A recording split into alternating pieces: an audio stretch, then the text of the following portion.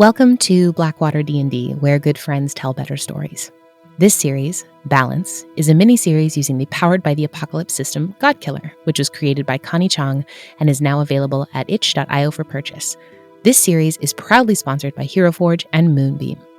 This tale takes us back, long before the end of the universe, to a time when we begin to explore and understand old divine wounds that run so very deep, and what happens when love is caught in the middle. This story encouraged us as creators to strive for genuine emotion and connection, relish the space we create at the table, and take big swings with the way we approach our narrative. For this story, your God, everyone else, and the thrum of the cradle is myself, M. Carlson, and my Godkillers are played by Gina Susanna and Yanis Wessels. As this game falls within a holy punk and dark fantasy genre, it may contain themes and depictions that are triggering for some listeners. Please take care of yourself and access safe support as you see fit. Content warnings for this episode include betrayal, substance use, fantasy violence, body horror, falling, unsafe water, power dynamics and struggle, religious overtones, complicated relationships, threats, gaslighting, parent-child conflict, death of a parent, sacrifice, confinement, murder, being followed, grief, and knives as weapons. So sit back and relax, heretics, and welcome to Godkiller, Balance. Episode 1, Becoming.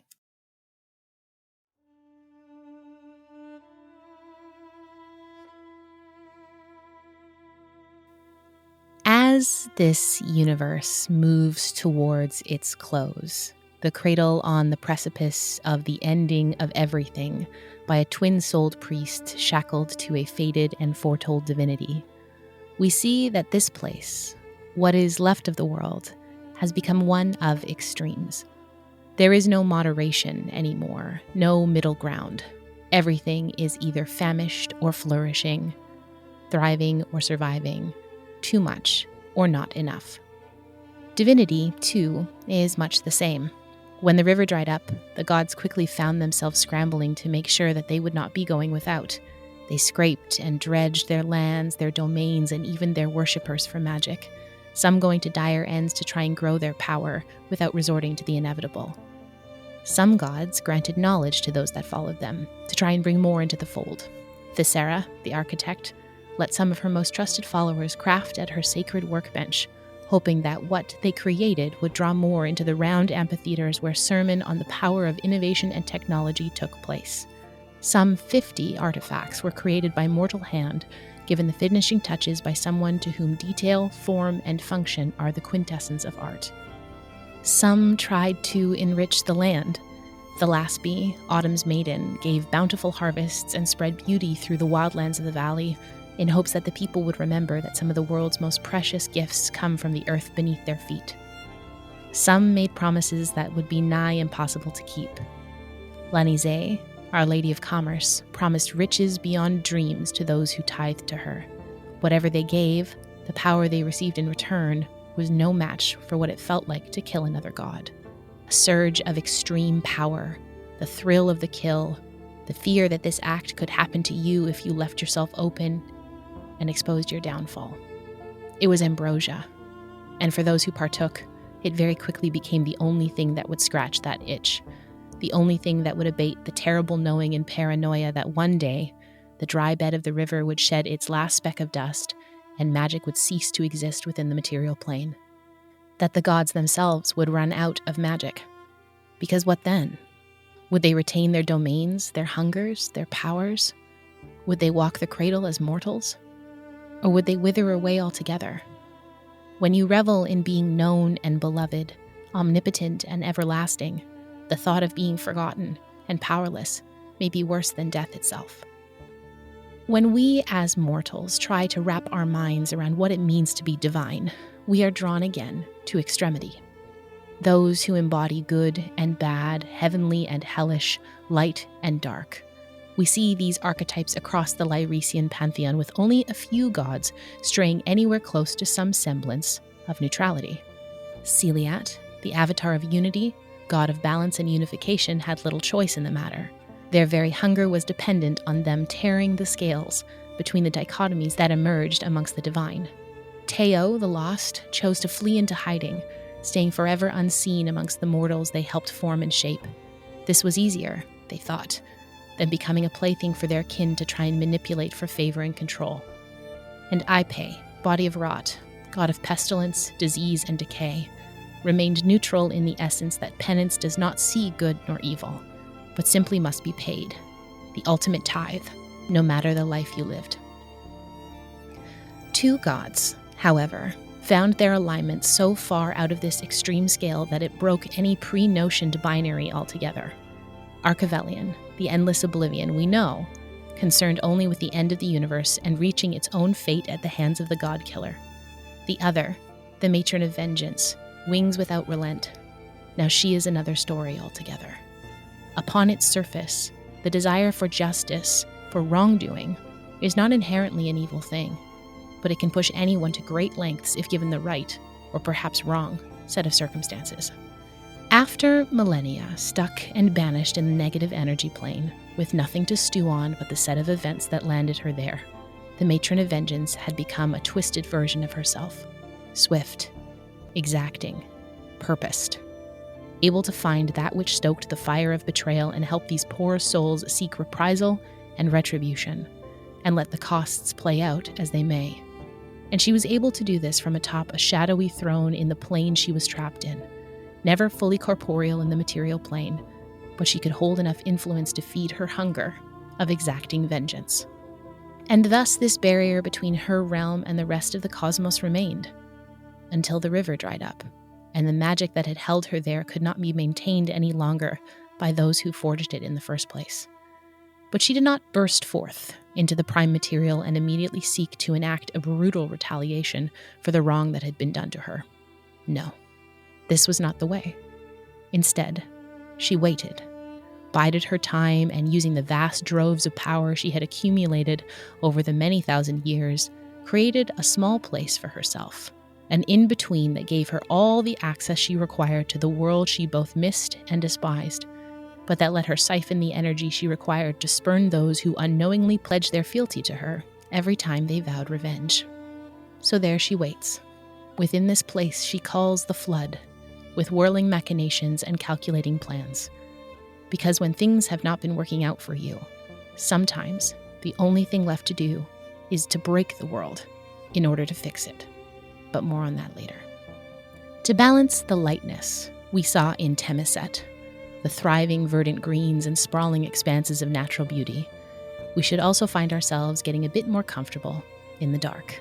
And that's what the skies above this town we arrive in are. Dark. It is nighttime, and we close in on Hood. Situated to the south of Glass, this comparatively small town sits just on the edge of everything it needs. Enough fertile land to grow food and resources, enough access to fresh water to sustain thirst, and far enough from Glass so that the things it does produce come in high demand. Overseen by Soavan the Lucid, Hood is responsible for all the tinctures, salves, balms, and potions of the cradle. The streets are filled with the medicinal smell of apothecaries or the smoke of wood-burning fires, and its inhabitants always sit on the cusp of a raucous nature that comes from not needing to hide their vices. Any and all substances that change the mind or body are found here, some more readily available than others. But therein lies the fun, the thrill of the chase, or the joy of the trip. If there's something you want in Hood, there is someone who can either make it or get it for you for the right price. The holy folk of Soavan, led by drifter Ryland Arnaud and a small group of paladins, feel little drive to enact order in Hood. It is simply understood that people come to Hood to get what they need.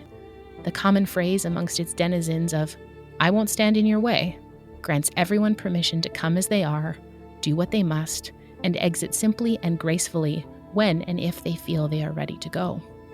Some say that Soavan herself keeps the town half asleep, as a tithe, so she may visit them from her place in the dreamscape and have Hood stay consistently in a state of relative peace. We meander our way down the cobblestone streets, hearing jaunty music from a tavern, cheers and laughter from revelers seeking their evening's entertainment, and the sound of enjoyment from an upper floor window with closed red curtains, but our attention is drawn instead to the sound of soft chimes and singing bowls, and the whistling of a kettle. We sneak in a partially open door to a room hazy with smoke intermingling with the steam from a line of porcelain cups on the bar. The Apropos Tea House is open all hours of the day and encourages you to bring what you wish to imbibe with you, or peruse some of the back rooms for people and experiences that may interest you. Because as it is repeated time and time again by those who work here, the only thing they sell is tea. Our gaze slowly drifts around, and we settle on someone. It takes us a second, but as our eyes adjust in the dim lamplight, Yanis, who do we see? You see, seated at the bar, a tall, lithe man. He stands close to 6'2", but his slight frame makes his limbs appear almost impossibly long.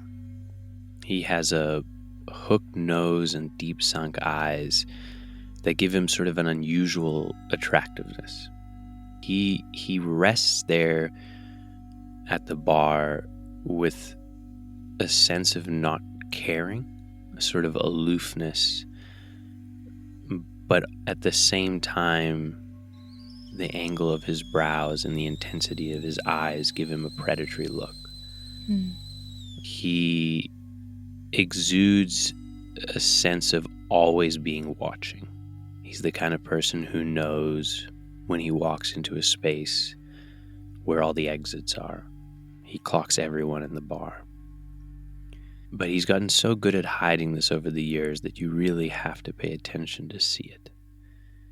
He hides it behind this aloof, easy smile, charming nature.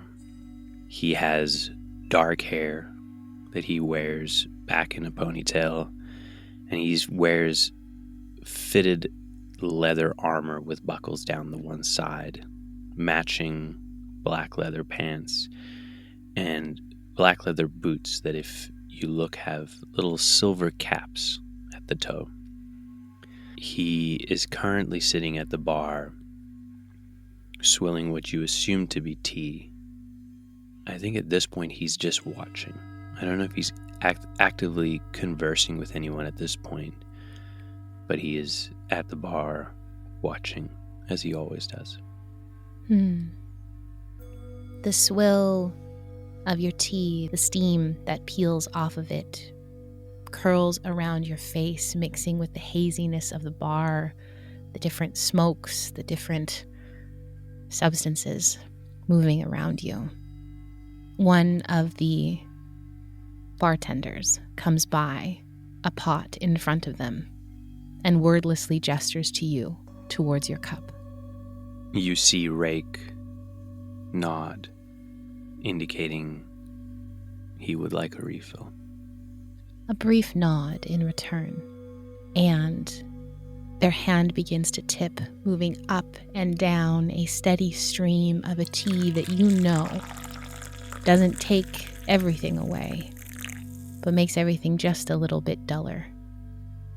It doesn't poke as much. It doesn't ache as much.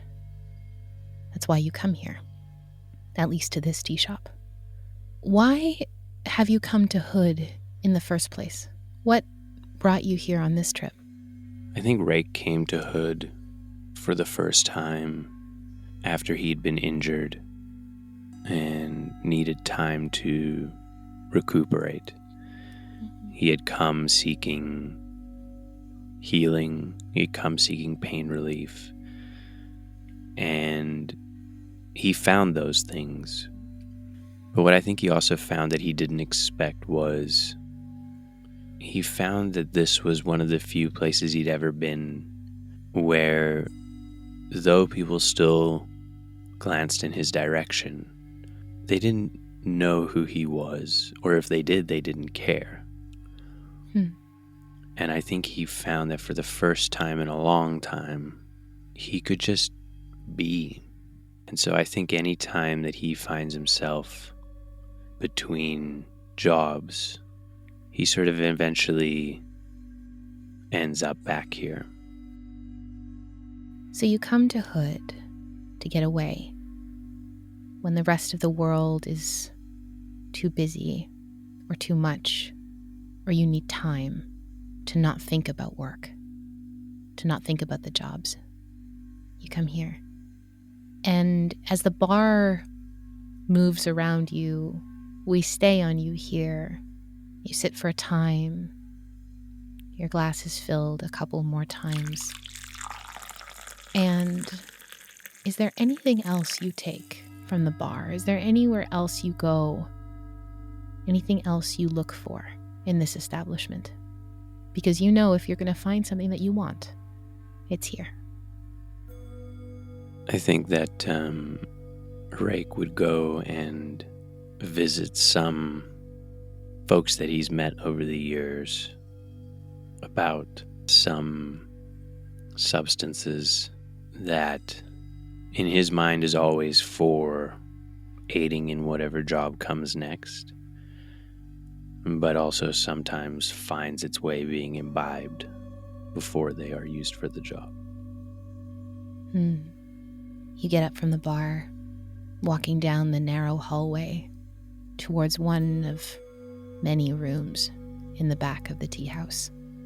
You come to the first door, slightly ajar, and you see a fine gray-blue mist sneaking out from the crack in the door. You hear hushed speaking, slow voices, and a slight metallic smell to the smoke. You would know that this room, if you wish it, has wraith vapors in it. Down the hall, you watch someone leave a room. They call back over their shoulder, a thank you. And as they open their mouth to smile, you see the remnants of a shine, an iridescence on their gums and on the inside of their mouth.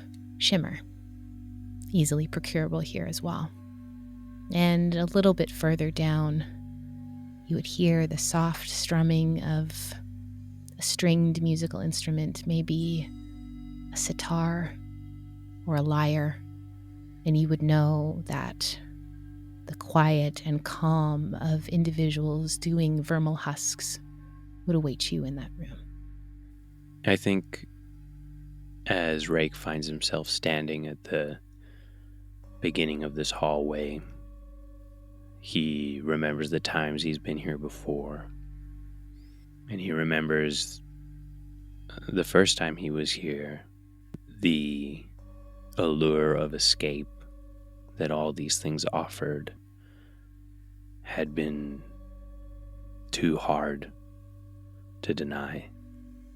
And while enjoyable at first, if you did enough of them, they all gave you visions. And the things that Rake had seen were things no one should have lived once, let alone a second time. And so I think Rake knows that the first 3 doors in this hallway are the only ones safe for him to go into. I think he swings by and he picks up some shimmer, and then I think he goes and takes a seat amongst the strumming of the strings and purchases some vermal husk. You would see the proprietor in this room, Kellen, clock you as you walk in, giving you a nod. And he looks towards you. How many tonight? Oh, I think I will do the same as I do every night. Just enough to take the edge off, please. Of course. Not a problem. On your tab. Yes. You see him flash you a smile, and he packs a jar with 5 vermal husks. They're probably about the size of pea pods, and they sit in a brine, and you watch him pull out his own jar and, wordlessly to you, lifts one out, gives it a crack, and packs it underneath his lip as he sits back and begins to relax. I would take the jar, and I would look to him and say, "It's been a while since I've been here. If I was looking for somewhere to have some fun, to drink, to meet people, where are people partying these days?" Kellen laughs. I mean, there's a different kind of party in this city for what you're looking for. If you're looking for something like this, well then, my friend, you are in the right place. If you are looking for something more raucous, I would say Penelope's down the street. The tavern always seems to have something going there. Someone fun to dance with, some new drink to slide down your throat.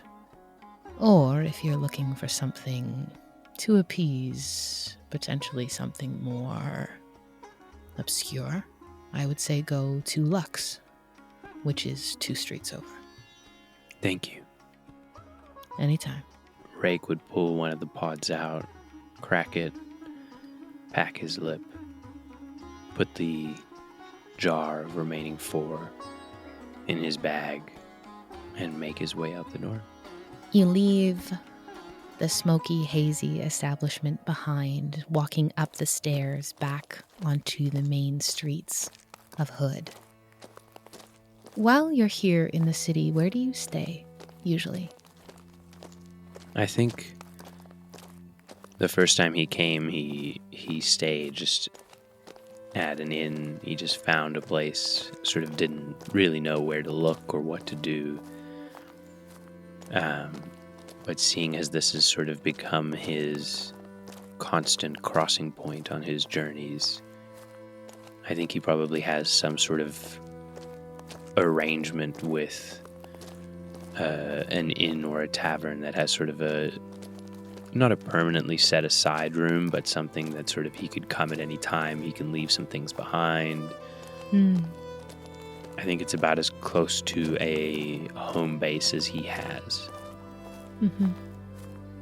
But I think tonight, as he makes his way out onto the street and the Vermal Husk starts to make itself felt,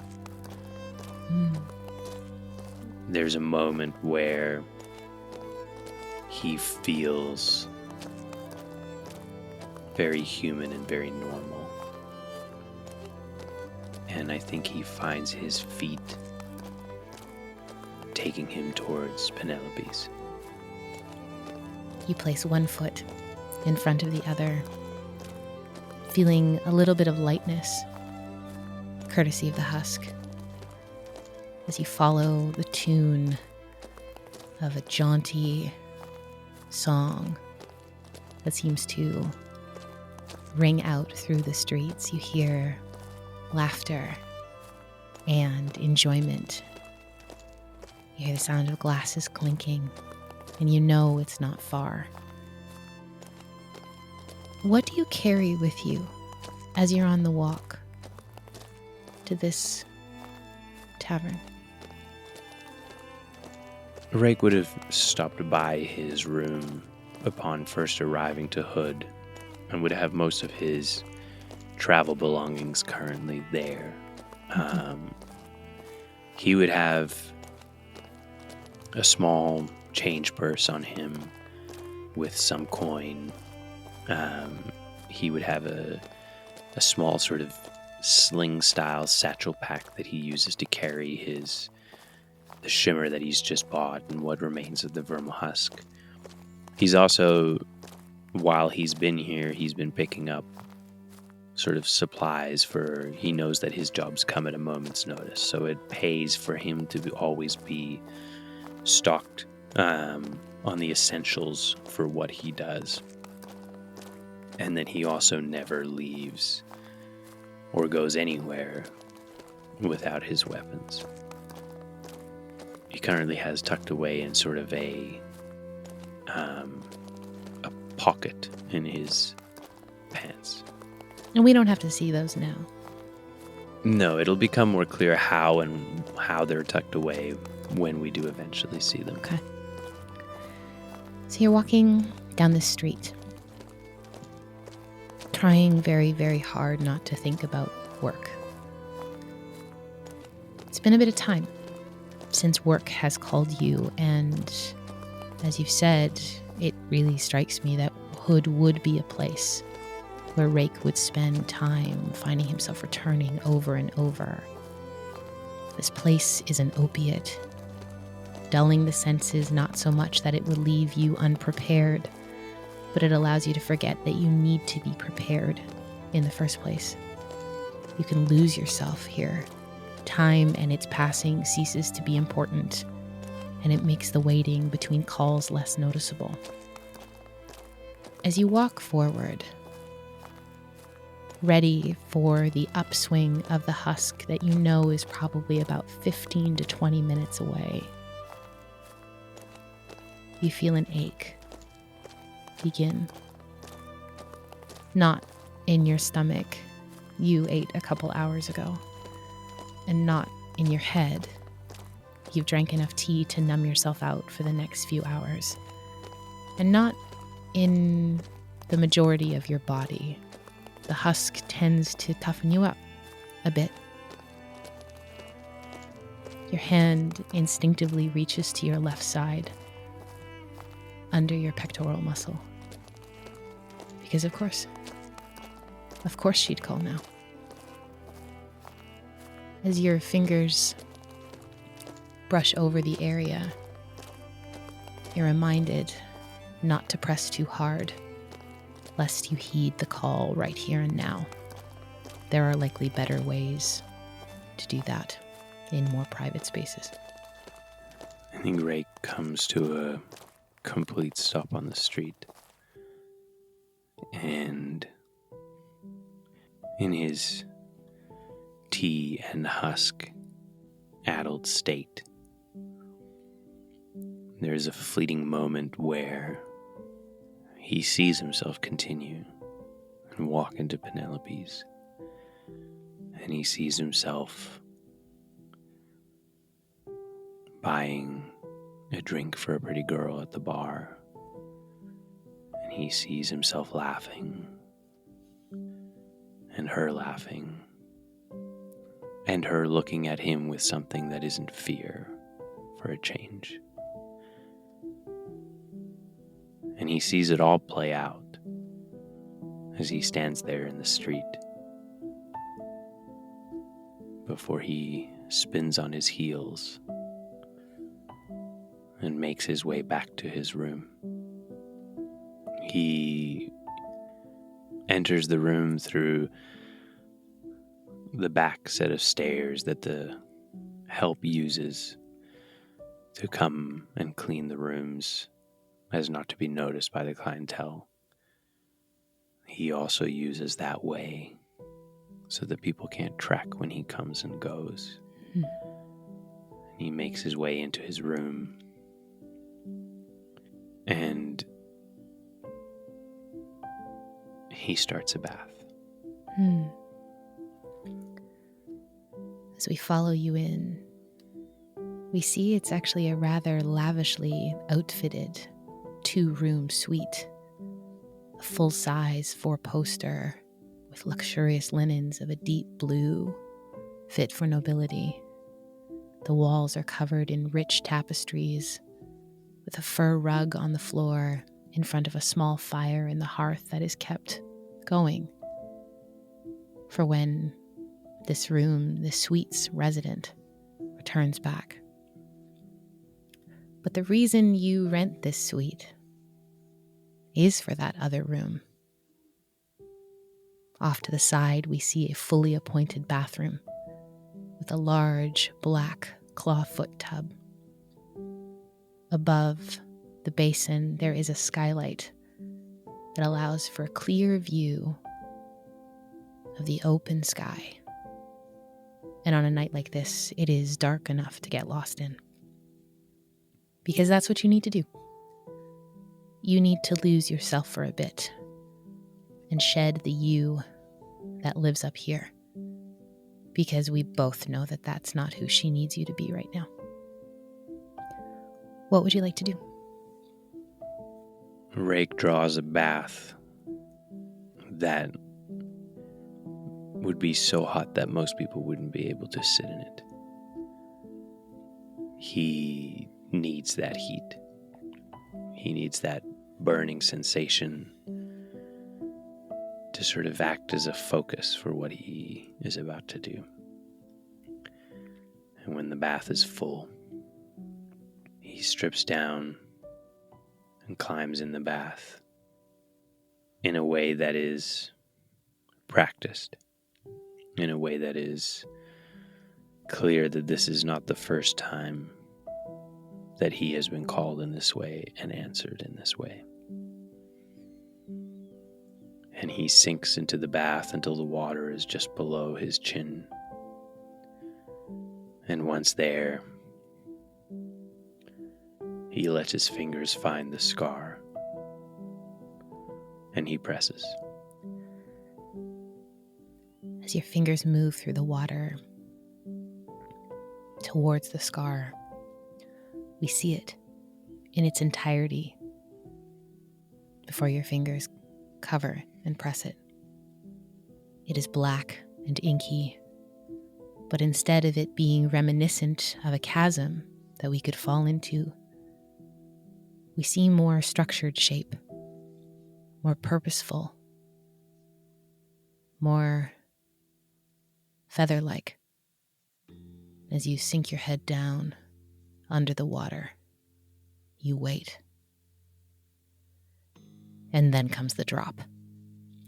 It is as if the bottom of the basin falls out from beneath you and you go into free fall, leaving the water behind you as you pull through nothingness. A liminal space that you have come to loathe and recognize that goes on for too long. The distance between your plane and hers, this space that she created just for herself. It is a bit much, really. Impressive the first time, and now just how you get where you need to go. You fall and you fall and you fall and you hate it and you fall. You finally start to make out some shapes below you. You know there is a large pool of water waiting beneath you. What would you like to do? I think as I'm falling with the water beneath me in an act of supplication,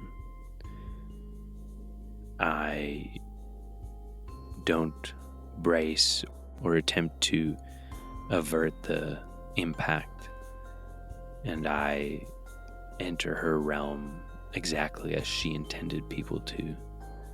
And I would like to use the move, do as you're told. Our first move in this episode. So when you do as you're told, say how you show submission, which you have, and answer one. The GM will show you a glimpse of their true intentions as they answer the other. You may choose one of these two questions. How are you rewarded? And what vulnerability do you reveal? I think I will answer what vulnerability I reveal. I think in the act of doing this, in the act of not bracing and not attempting to avert impacting the water, which I know from experience is not pleasurable, I reveal that I am still very, very much under her control. I am still very much hers to command. And how are you rewarded? Every time you've come this way, falling into the basin, once you've figured out exactly how she wanted you to get here, the ritual for it, I think there's been some fight in you, but this time you show true supplication. And as you impact the water, does not feel like it's going to break you, as it often does. Maybe because she feels like she's already done that. She's already broken you. You came here naked after climbing in your bathtub. And as you surface, gasping for air, you pull yourself out of this pool and you see your clothes folded neatly in a pile next to the basin with all of your accoutrement for travel, even a packed bag, ready to go. Interesting. Lately, she's been calling just wanting to chat. But this must be different. What would you like to do? Do I know where I am supposed to go meet her? Is it far from here where I've arrived? This place that she's created for herself, the flood, changes often. New corridors and hallways, pathways you've never seen before, more rooms and caverns. The more bored she gets, the more she creates. But to where she usually is, not far. A couple-minute walk. I would walk over to my things, and I think I would feel a sense of, I think now that I have impacted the water and I have shifted to this in between, the effects of the tea and the husk are no longer as fresh as they were. And the edge that they helped remove is back. Mm-hmm. And I think that in that moment there is it's somewhere between embarrassment and revulsion at how quickly I came when I was summoned, Mm-hmm. and at how under her control I still am. The fire that those substances sort of put out is now back and burning, and I think in an act of almost a protest, in an act of defiance, though very small and almost laughably silly, I take the clothes that are laid out and I put them in the bag, and I walk stark naked down the hall to confront her. I think my thought process is, I want her to see my humanity. I don't want her to see me in her colors, essentially. Mm-hmm. So you pick up your things, and once more, one foot in front of the other, you make your way towards the main room within the system of tunnels and caverns that she has here. It seems that it has grown from the last time you've been here, this home she is making for herself. Perhaps as she regains more of a foothold of her power, the more space she can create here for whatever it is she does when you're not in her company. A thick, acrid smell begins to permeate the air, starting to sting your eyes, and now stinging most of your exposed skin. You should be used to this by now, but it just gets worse every time. She must be bored and having to create new playthings to keep herself entertained. As you round the final corner and enter into the main chamber, we see a large, long room with no outside light. There are some sconces on the walls that burn with heatless fire, but we know that neither of you need those to see in here. There are pools containing a thick, black, tar-like substance that bubble quietly and pop before sinking back down again, likely the source of that really sharp smell. You navigate your way forward on the walkways between them, and as you pass by one, some of the substance in the shape of a hand reaches up and grabs your ankle, seeing the exposed skin. What would you like to do? I think I stop And I look down at the hand. Is it a hand made of black tar? Mm-hmm.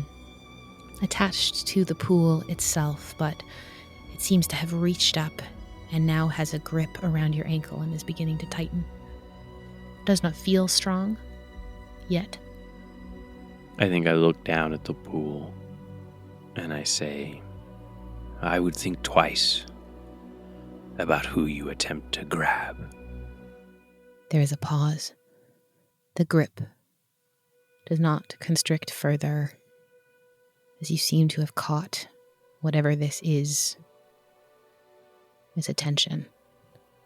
It is not pulling and it is not gripping, but it holds you still.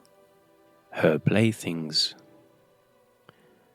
grow quite brave if they think that hindering my arrival when I am summoned will be tolerated.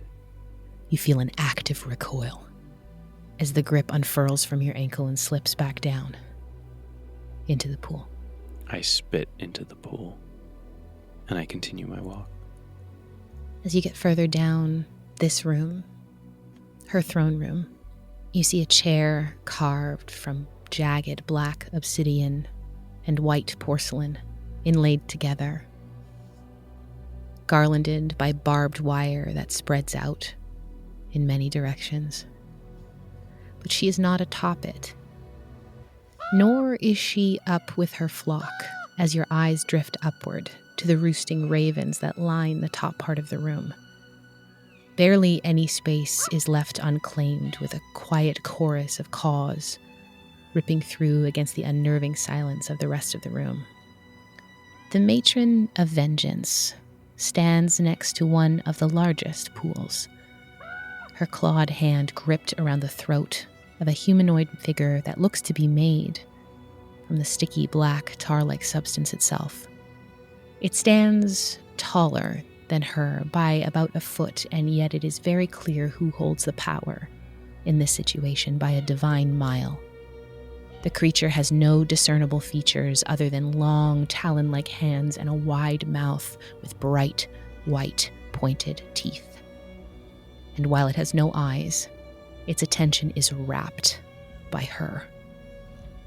She stands wearing her full regalia, twisted in darkened armor, warped and disfigured by her time off the material plane.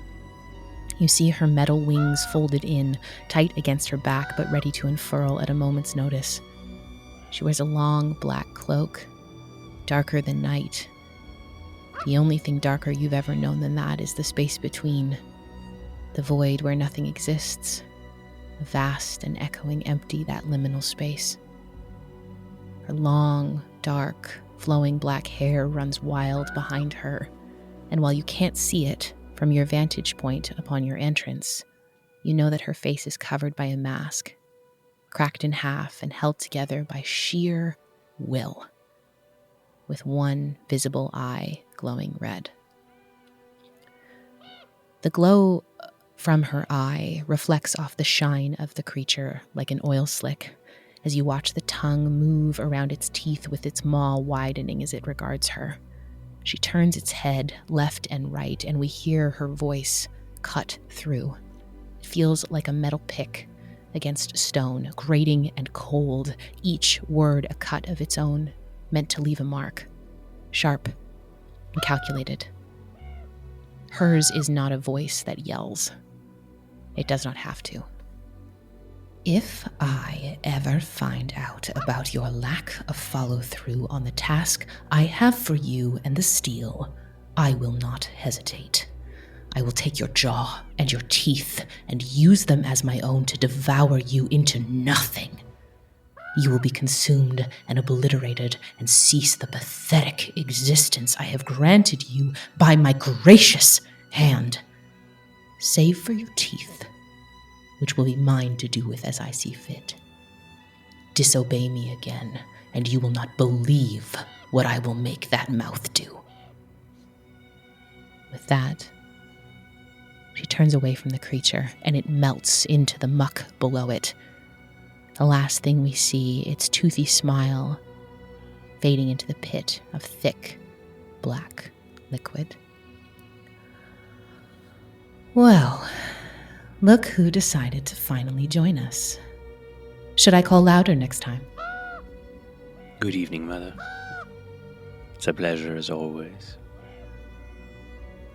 Took you long enough. What could you have possibly been busy with? Well, contrary to popular belief, I don't just sit beside the bathtub waiting for you to call. Ah, yes, because I am so needy, I in the corner with my monstrous needs. Too busy for me, are we, Rake? Do you forget your place and what I give you? It's interesting because you need me to be human, yet you hate what makes me human. And yet, still you flaunt it, parading in like you own the place. Well, my mom does. It is good to see you.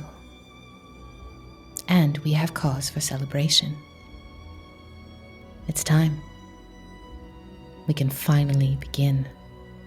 After I have been so patient, I have found someone perfect. It's like the cosmos has aligned just for me. Well, for the both of us, but mostly for me. She will be a good test of whether all our planning has worked so far, and if we succeed, you and I are going to change the world. And from the inside of her cloak, she pulls out a knife. The knife. There is a pang that you hope does not sound as it echoes in your chest. A shockwave that snaps you out of any of the haze of the substance you may have had before, and it almost overwhelms you. What would you like to do? I think in that moment when Rake sees that knife, he gets that stinging feeling behind his eyes, the threat of tears.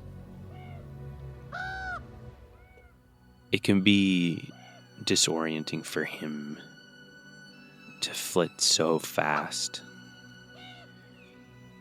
between human and divine. But that knife and everything it's tied to, it just screams of what he's lost. I think there's a moment where he knows that he's not hidden it well. Mm-hmm. I think there's a moment where he catches himself in what he knows was too late. And I would like to use do as you're told again by saying, "Of course, Mother. I will leave at once." And the vulnerability that I am showing is that fear and trepidation about that knife.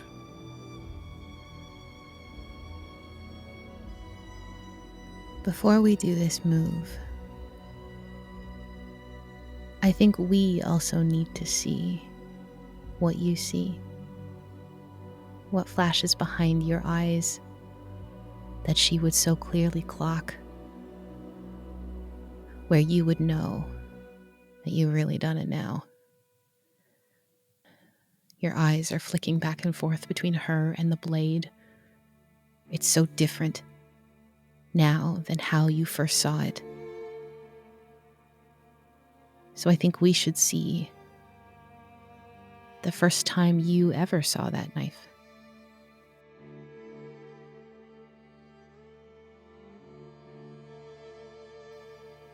The first time you ever saw at least the previous version of this knife, it was in your home.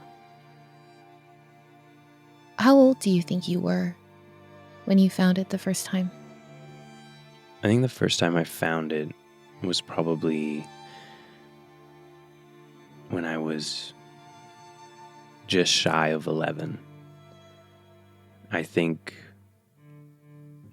it took me that long to sort of realize that there are things that your parents, or in this case, parent, keep from you. Mm-hmm. Until that point, there had been no reason for him to believe that his dad would have secrets. Their life was simple. Their life seemed to make sense and follow a very logical pattern. But as he got older, and he became more logical, and he paid more attention, and he started doing that thing that he ended up being so good at, which was watching. He started seeing gaps in the things that his dad told him. And he grew curious. He never assumed it was anything bad, but it was a mystery. It was something that he needed to make sense of. And so he went looking for answers. Can you describe this home for me, and where in this house you found the knife? The home was very small, but comfortable. It was the kind of place where they were very fortunate and very well off for that class of people. So though not large and lavish, they weren't wanting, and there were even things that could be called luxuries. They didn't share a bed. A lot of his friends growing up, there was one bed to the household. He had his own, which was something that a lot of people considered him very lucky for. Though he did share a room with his dad in this one bedroom, sort of, I guess you could call it a house. They basically, the house only had 2 rooms, a sort of kitchen, living room area, and a 1 bedroom. And being a laborer and a farmhand, the house was set up amongst others very similar to it, as I think a lot of the housing had been provided for the laborers and the farmhands in the area. And the bathroom was sort of communal, so there wasn't even a bathroom in the house. It was literally just 2 rooms. I think there was an area where his dad kept his work tools and knives and shears and sickles and all the things that his dad had to do his job. And he'd always been told not to mess around or go through them, as they were sharp and could be dangerous. And that had always made sense why, his dad was just looking out for him. And he'd seen his dad use the things. They didn't hold any sort of mystery or intrigue. They were just farm tools. But I think when he went to go and investigate, he found, sort of hidden underneath them, a compartment or a soft cloth bag that had the knife in it. So your father kept his tools there. So that would be the logical place to hide something, amongst other pieces of weaponry or sharp things, especially when you've told your son not to go there. Can you describe your father for us? Can you describe Avisan? I think one of the few things got from his dad was his height.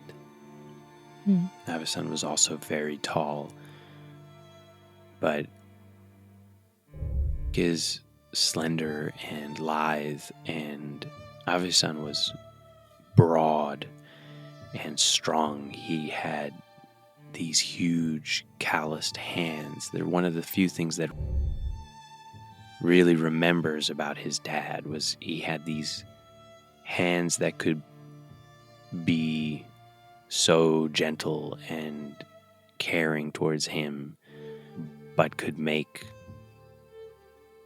things look so small and fragile a second later. He was always so quick to smile and laugh and help others.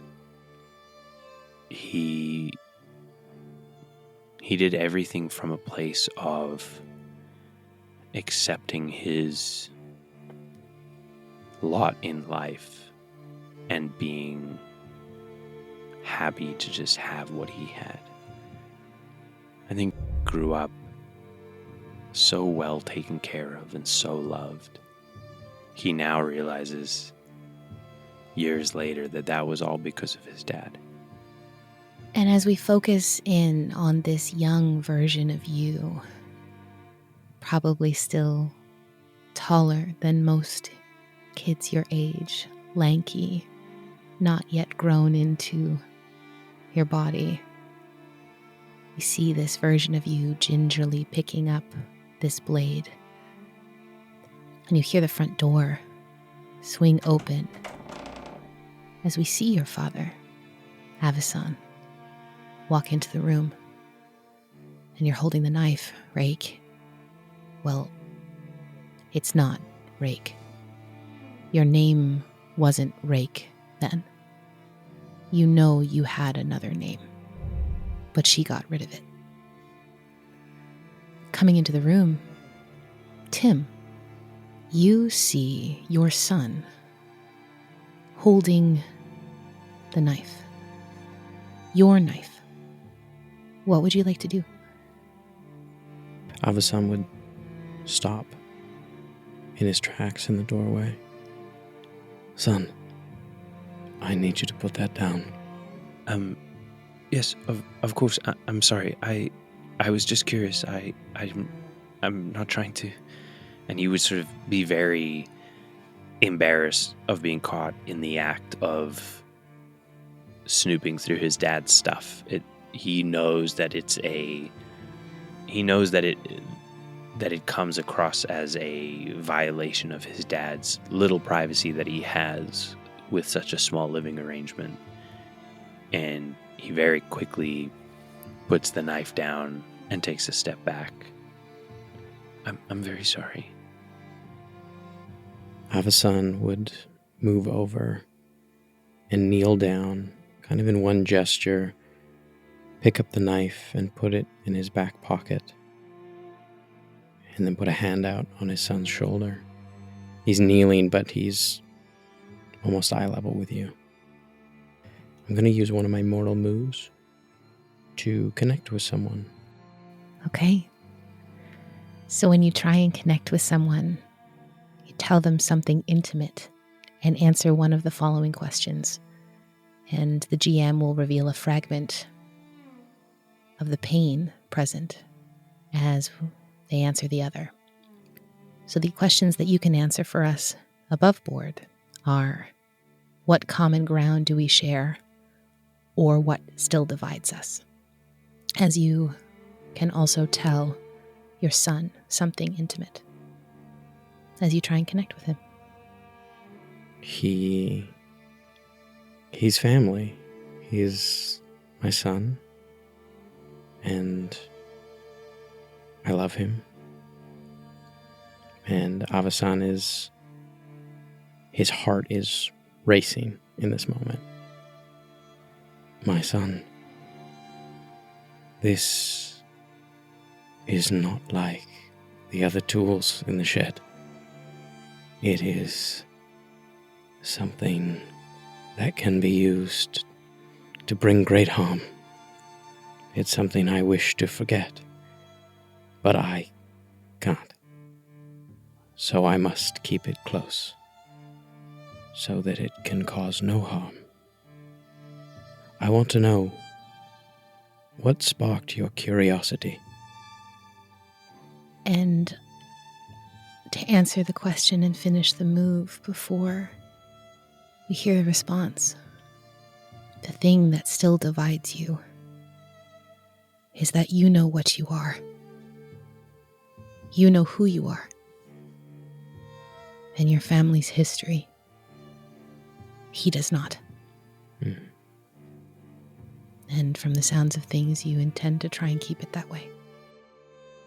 I have never found anything or seen any trace of Mother, and you have told me so little. And I thought there must be something, a clue or something as to who she was or what she was like. It only made sense that the place you would keep it was the one place you told me never to look, or the one place you told me never to go. I'm sorry. I was just looking for something to tell me who she was. I'm very sorry. I shouldn't have gone through your things. May I ask a question above board as well? Of course, go ahead. What color is hair and eyes? Black hair. Yeah. And what color are his eyes? I think at this point, his eyes would be the same color as his father's. And I think it's sort of I think it's a brown. It's like a dark brown around the edges, and right as it comes towards the irises, it's sort of almost the color of hay. It gets very, very light right before it gets to the irises. And I think if you were viewing this scene, you would notice that the eyes are definitely not that color when you saw him just before with his mother. Mm. I know, I don't speak of your mother, and I want you to understand it's not because I want to hide her away from you. It is because I see her in you every day. The way you watch, the way you take your time, you are patient. Even the way your hair parts. It is hard because I can feel her presence here, even though I have not seen her or felt her touch in quite some time. And I forget that you don't know what that's like. And I am sorry.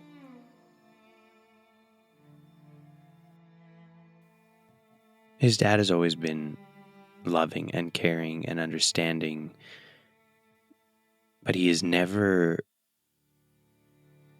felt so truly vulnerable to him before.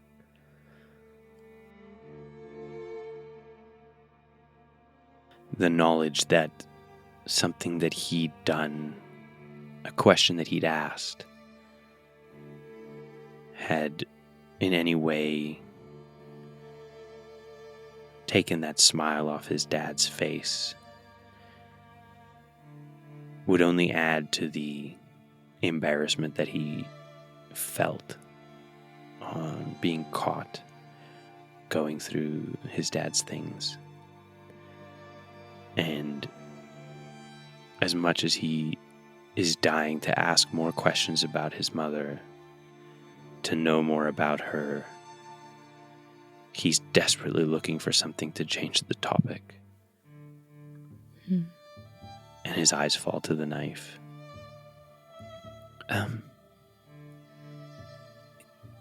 Aren't all knives dangerous, Father? Yes, I suppose so. I should tuck this back away. Would you like a knife of your own? Not like this, but a hunting knife, perhaps. It's about time you have a tool. Yes, Father, that would be wonderful, but why do you hide this knife? Knives aren't just tools, are they not? Sometimes they are tools. Sometimes they are weapons. Sometimes they are symbols.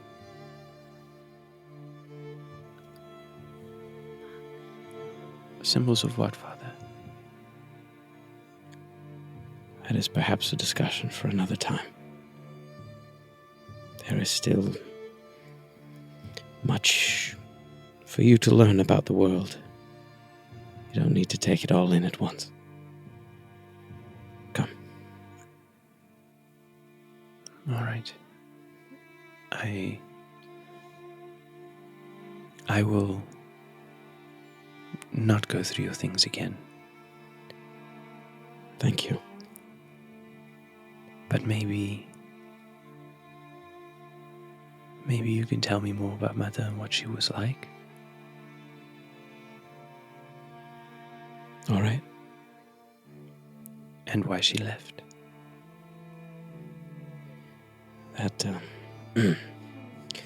That will have to be a conversation for another day. I am weary. I should get some dinner on the table. Come. All right. We'll speak of it soon. And he would bring him into an embrace, kind of pull his head into his solar plexus. And Avisan, as you pull him in close, there is a deep guilt that you feel hit the very core of you. You feel that knife in your pocket when the only thing you want to do is feel your son. It's been a long time since you touched that knife. Before that, it was your mother's. And her father's before that. And his father's before that. Do you hide it again? I would hide it in a different place. That night, Avisan would go out and wait until Rake was asleep, and he would dig a small hole near the corner of the house, and he would lay 2 bricks as a marker, and he would bury it. Not terribly deep, but he would do his best to conceal it, make it look like nothing was out of place. Okay. And as we see you stand up, wiping the dirt from your hands, with your eyes flicking back to the house to make sure he hasn't stirred, our gaze hangs on you as we see you age a few years, maybe 4 or 5.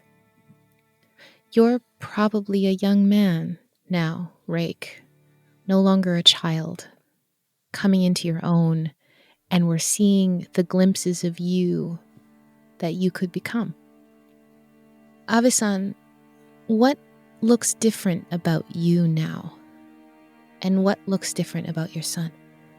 There is considerably more salt than pepper in the hair. He didn't have black hair. His hair was a darker brown, but now it's flecked with white. Quite a bit more white than before. He still has deeper wrinkles than before, not drastically so, but the lines on his face are starting to show a little bit more. and the bags under his eyes were a little bigger. And there's a pain in his shoulder, his body, an old injury.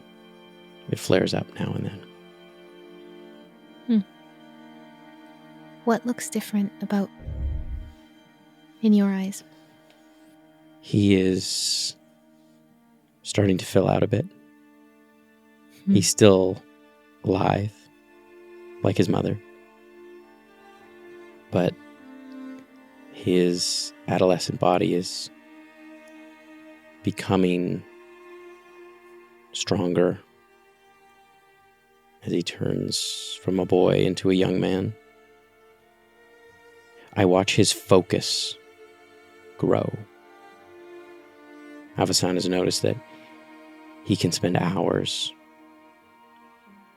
working on something singular. There's a dedication that surprises him a bit. Not something he necessarily had as a young man. But Rake seems to be able to focus when he sets his mind to something. It's admirable. It's a mark of pride for Avasan. You contemplate all the changes in your life and his. It's early morning. You've always been an early riser. A bit of time when the house is quiet, before morning chores need to be done, before you have to go to work and the bustle of the day gets started. You let the quiet wash over you. Near an open window above the kitchen sink, taking a deep inhale of the smell of the strong coffee you brew each morning. This small morning ritual, the peace you feel in a world that is changing so quickly around you, with many soldiers and others at war for gods both alive and dead. That war is still far away. Not here. Not where you've chosen to put down roots. And there's a comfort in that, I think. A comfort that you don't need to be part of that at all. You've chosen to step outside it and live the life that you want, far clear of that form of duty or obligation. The rest of your family, wherever they are, can handle that however they please. Whatever they choose to look for in those ruins, there's nothing but ghosts there now. You take your first sip, and the hot liquid rolls down your throat, hitting your stomach. This is usually your most calm point in the day. Things can begin properly after a good cup of coffee.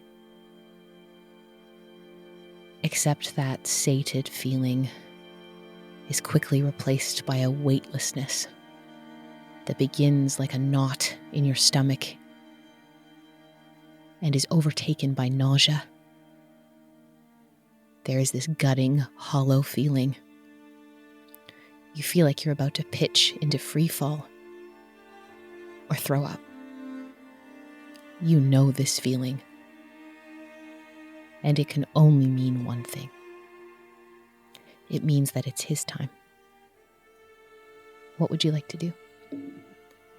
Is he there in the room? He would be probably in the bedroom. With the door closed, he's not up yet.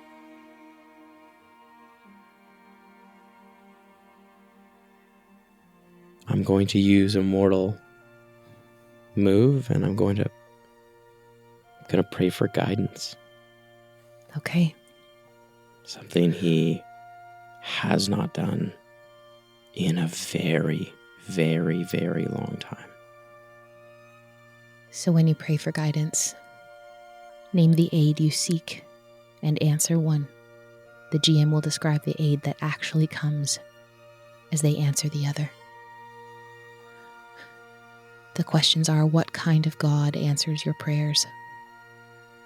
And the other is, what unclear omens or visions besiege you? as that feeling of weightlessness takes over, Avasan would soften his gaze like he was taught, trying to find almost a blackness, almost like tunnel vision, but staring into the sides, trying to find that void, as he would scream out inside, his voice desperately clawing at the void until his voice grew hoarse. No. No. No, you can't. You can't have him. No. Why him? Why him?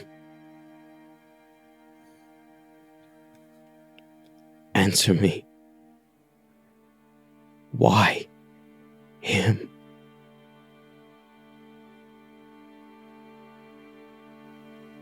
Are you asking your God to answer you? I am. But I also know that no answer is typical. No answer is an answer. So you've taken what kind of God answers your prayers. Mm-hmm. And I will answer the other, describing the aid that actually comes. Oh, man.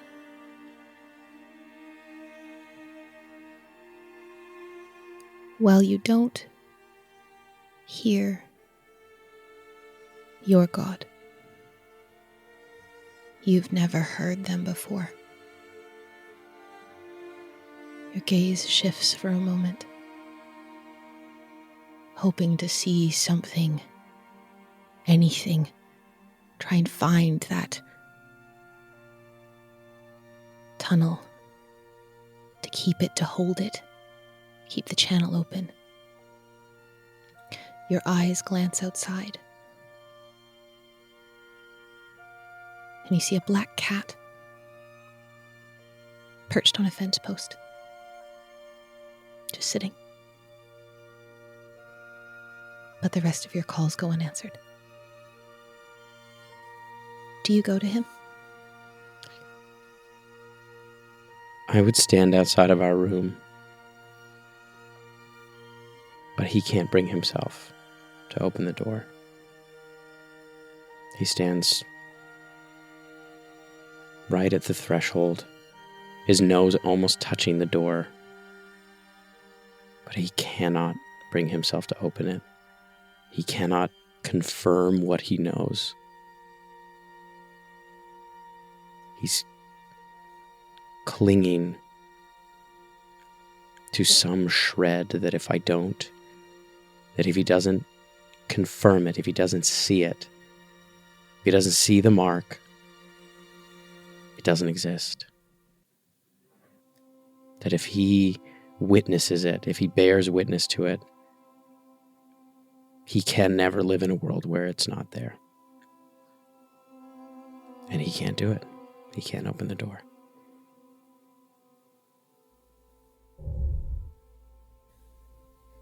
You lie in bed, the morning sun creeping in your bedroom window. It's late. You probably should have been up a couple hours ago at this point. Help out with chores. What do you dream about? I think for a long time, has always had a version of the same dream. It's a dream in which his dad comes through the door and finds him with that knife. In this dream, instead of telling him to put the knife away, he tells him that he has something he wants to show him. And he takes him out of the house, and he takes him through the fields to the forest that lays just beyond the farmed land. And as they walk through the trees, they come on a clearing. And in the far end of the clearing stands a woman with her back to them. And Rake knows instantly that it's his mother. And he runs for her. And every time, no matter how hard he runs, or how fast he runs, or if he pauses before he runs, every time, right before he's about to get to her, her silhouetted form dissolves into that of hundreds of ravens that fly up into the tree, and the dream shifts to that of a nightmare as he stares up at this tree heavy with ravens, all cawing. And he turns back to see that his father is no longer there and he is alone. And then he wakes. You're pulled sharply from the dream, as always. And you take stock of yourself. And you feel an ache in your side, between your ribs. It's almost like you're winded. It's a nasty feeling. It's not unbearable, but really, really uncomfortable. You hop up out of bed and you look at the small mirror atop your dresser in the room, and you see an inky black scar that is in the process of spreading out, coming to rest center next to your sternum. It looks like a chasm, a crevasse, a bottomless nothing. Your eyes almost fall into it, and you have to catch yourself and shake yourself out of it. You hear the floorboards shift outside your room, and all of a sudden you feel unbearably sick. Instinctively you retch, an empty stomach with bile as you've yet to eat breakfast. Avisan, you're outside the door, hand on the knob, and you hear him throw up. Avisan would run outside. He would go to the tool shed and grab a shovel, and he would go to where he buried the knife. And he starts trying to dig it up. You know that you didn't bury it more than 2 or 3 shovelfuls deep. The bricks are right there as you left them. After 3 or 4 swift pitches into the forgiving dirt, there is no knife. I would keep digging. He would keep digging. You find nothing. Father, what are you doing? Where is the knife? Where is the knife? Where is the knife? I don't know, Father. I haven't Where is the knife? I haven't touched it, Father. You told me not to. Avisan wouldn't be looking at you during this whole exchange. I need you to tell me where the knife is. Father, I would if I knew. What is going on? We need to find the knife. I need to find the knife. You go and heat up some water for a bath. Go put some water on the stove. No, not until you explain what's going on. Just do it. Don't ask questions. You get the biggest pot that we have. Go. And I think one of the most noticeable differences that you would see about now that this time has gone by is that there is an anger in him fueled by the hormones of puberty combined with the fact that he never feels like he belongs where he is, that he's somehow different. He doesn't move as if by protest, and then he concedes because he's never seen his dad talk to him like this before. and he feels that burning sensation behind his eyes that he did when he saw the knife. And he turns on his heels and he runs for the kitchen, and he finds the biggest pot. You hear the shovel crack in half at the handle. He feels like his world is turning upside down, and the echoes of that dream that he awoke from ring in his head as he loses most of the water out of the bucket, or out of the pot, as he attempts to get it from where they fill it to the stovetop.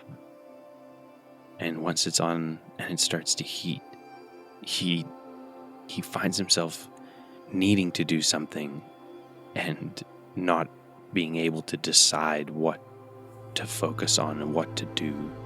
So he goes back outside to see where his father is. You would see Avasan kneeling down, the shovel splintered. He's leaning against the house. You can see there's tears streak down his dirt-covered face. I never wanted this for you. I'm so sorry. Wanted what, Father? I don't understand what's going on. And you're scaring me. I'm sorry, child. Come. So, sit. I tried to leave a life behind. A life I did not choose, but that was chosen for me. I just wanted to break the cycle. The cycle of what? Exactly. The cycle of killing, endless wars, prophecy, all of that nonsense. It's all bullshit. All of it. We're supposed to believe something because we bear this mark. It's all meaningless. All of it. The only thing that matters is what you can see and what you can touch. That is it. That is all we have. He would reach out, grab your shoulder. This is real. Right here. Right now. This is real.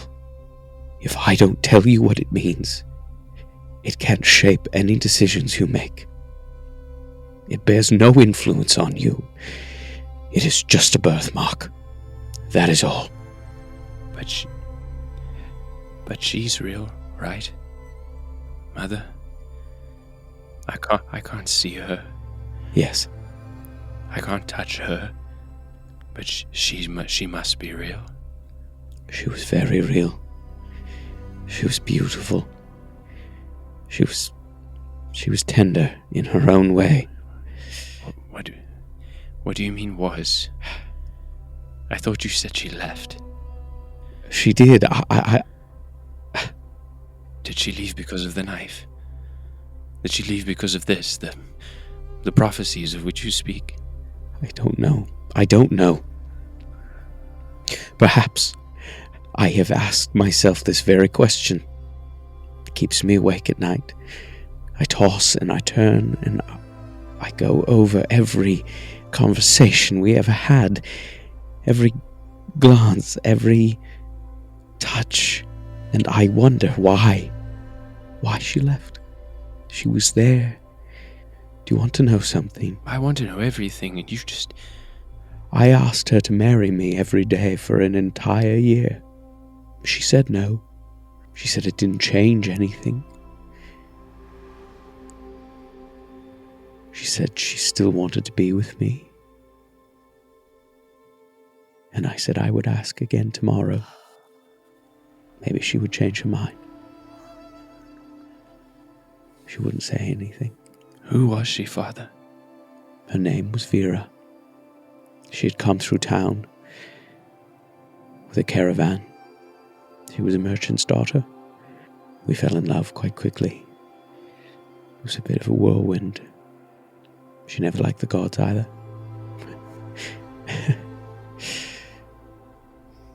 Something we bonded over. When she got pregnant, I thought, surely she would let me marry her. Surely, she must. And still she said no. I told her, what would the neighbors think? She laughed. She had such a funny laugh. Sharp. She could give it just as well as she could take it.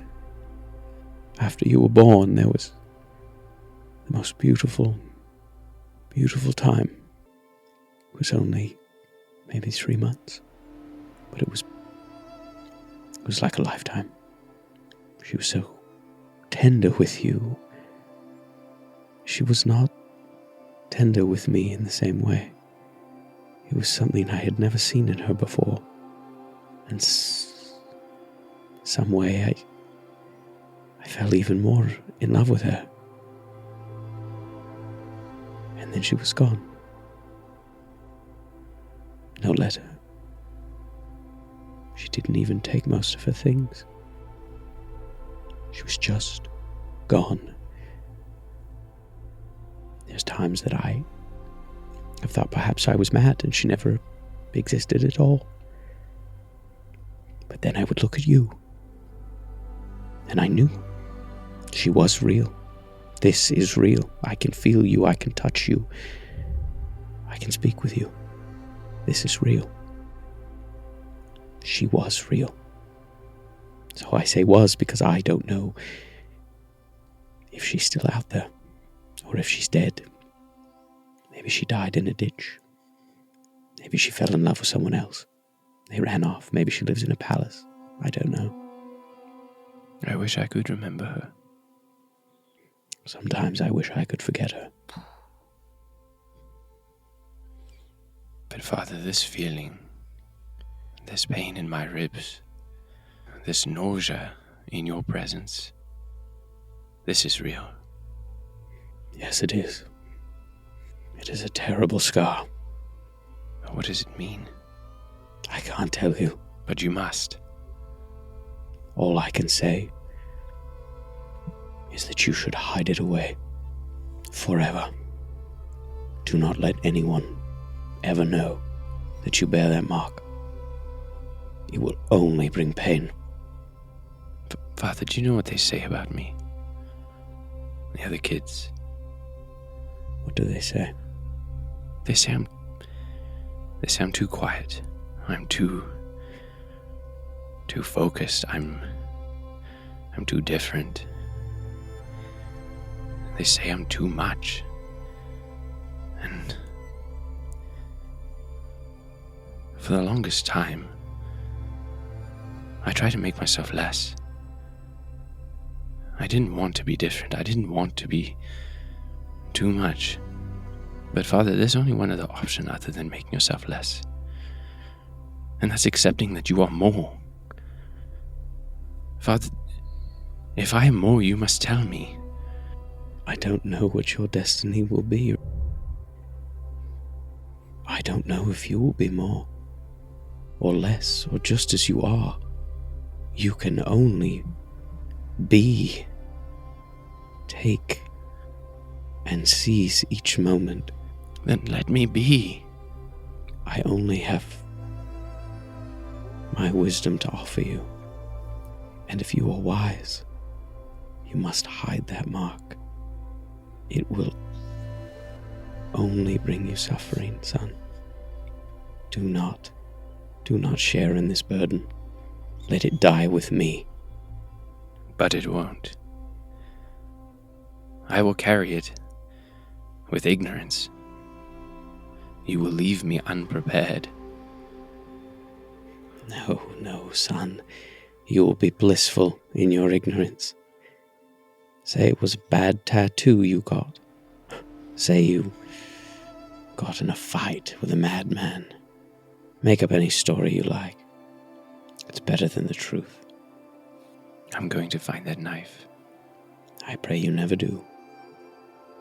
When I do, I want answers. This moment held between the two of you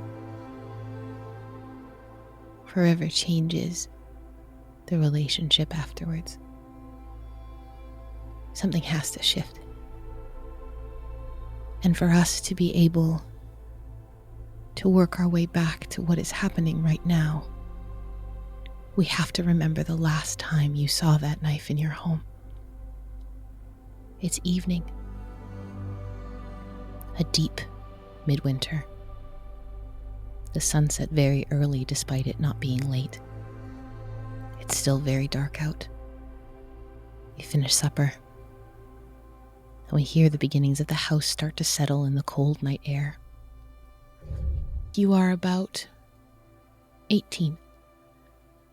And Avisan, as he sits by the hearth, you see him. You see your son. No longer a boy, but a man. You know the years that you will be able to share space with him are coming to a close. There will come a time when he will go out and forge a life of his own, away from the ghost of the burdens of his birthright that you've tried so hard to hide from him, away from having to be a Eutochius.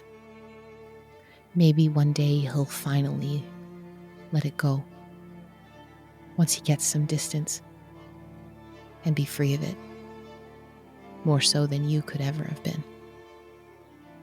As you settle in for the night, you feel the air get very cold, even inside. You see the fire flicker, and a draft starts coming in from the front door of the house. As you go to grab something to block the draft, a blanket, or something like that, you hear a knock at the door. What would you like to do? Avisan would open the door. When you open it, you see a woman standing outside. Despite being ill-dressed for the cold, Avisan, she looks exactly the same as the day she left. But her expression, that is so very different. Hard.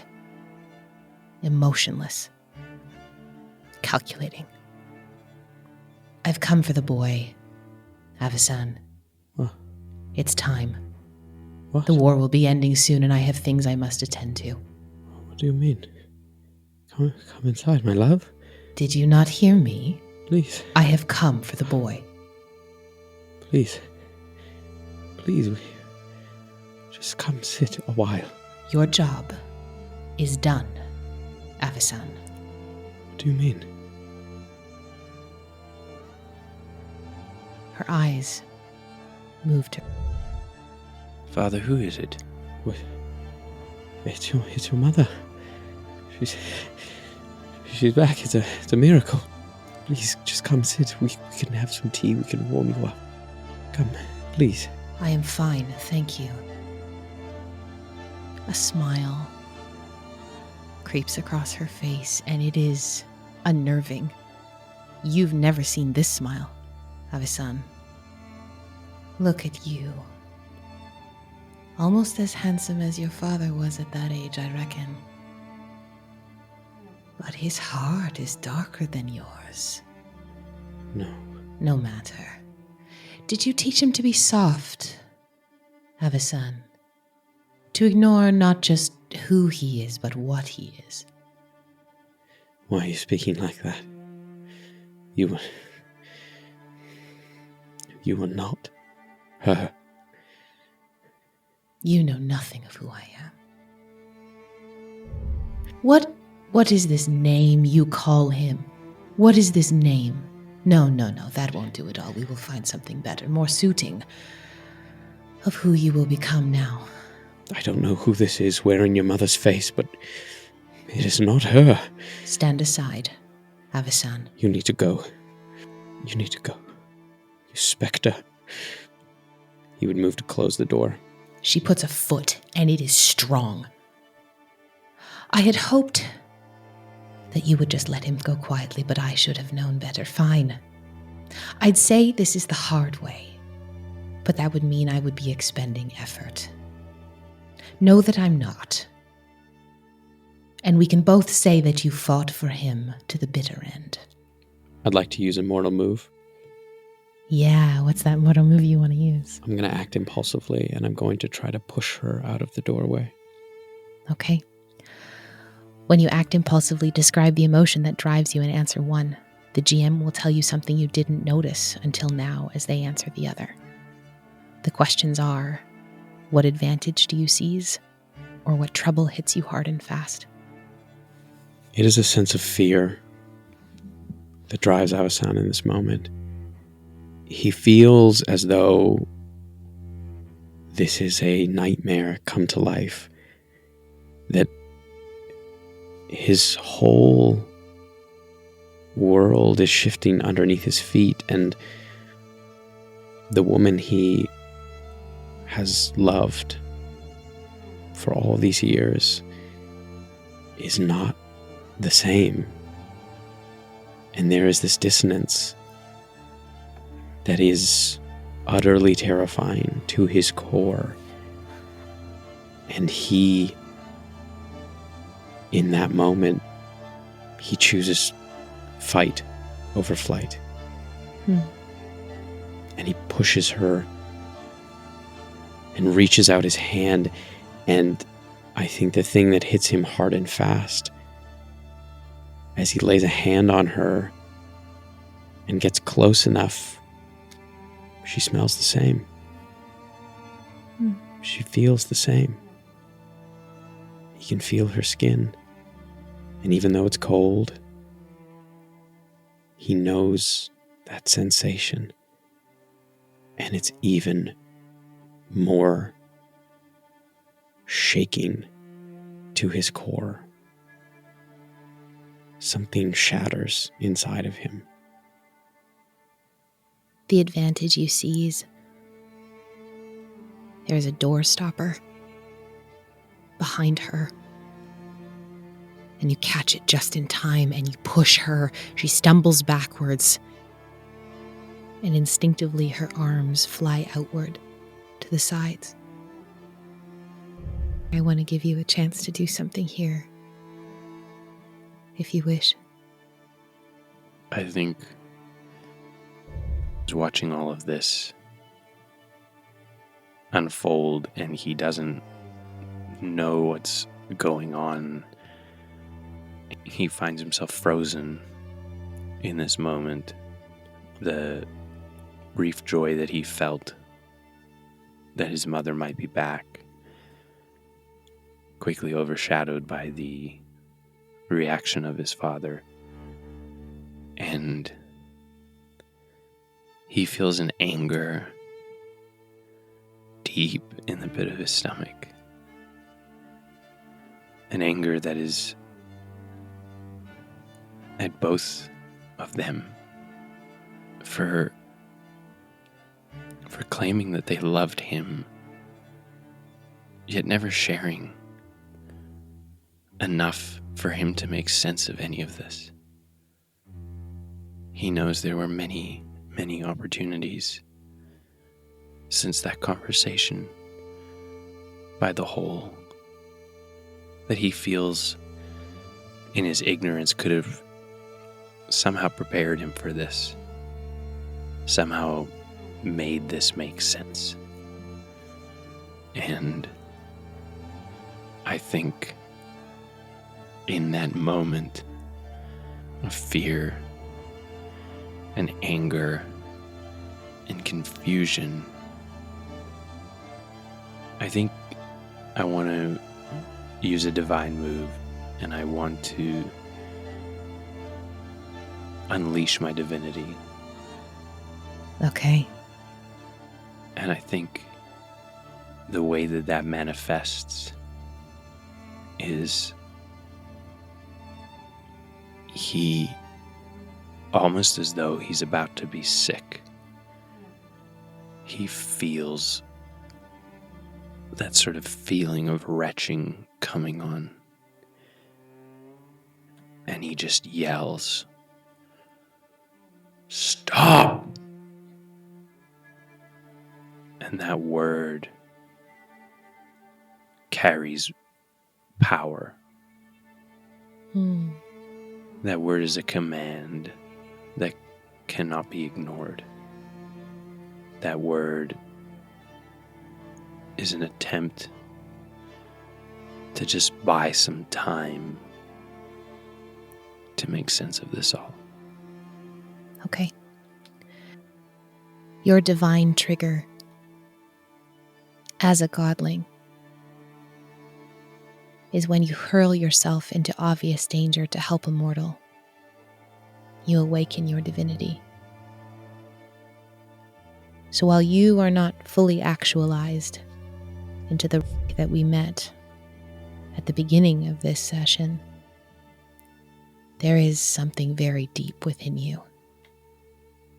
As you see your father take these steps to protect himself and you, watching him fight against every nature, when you know that all he wishes to do is pull her into an embrace and have everything be okay.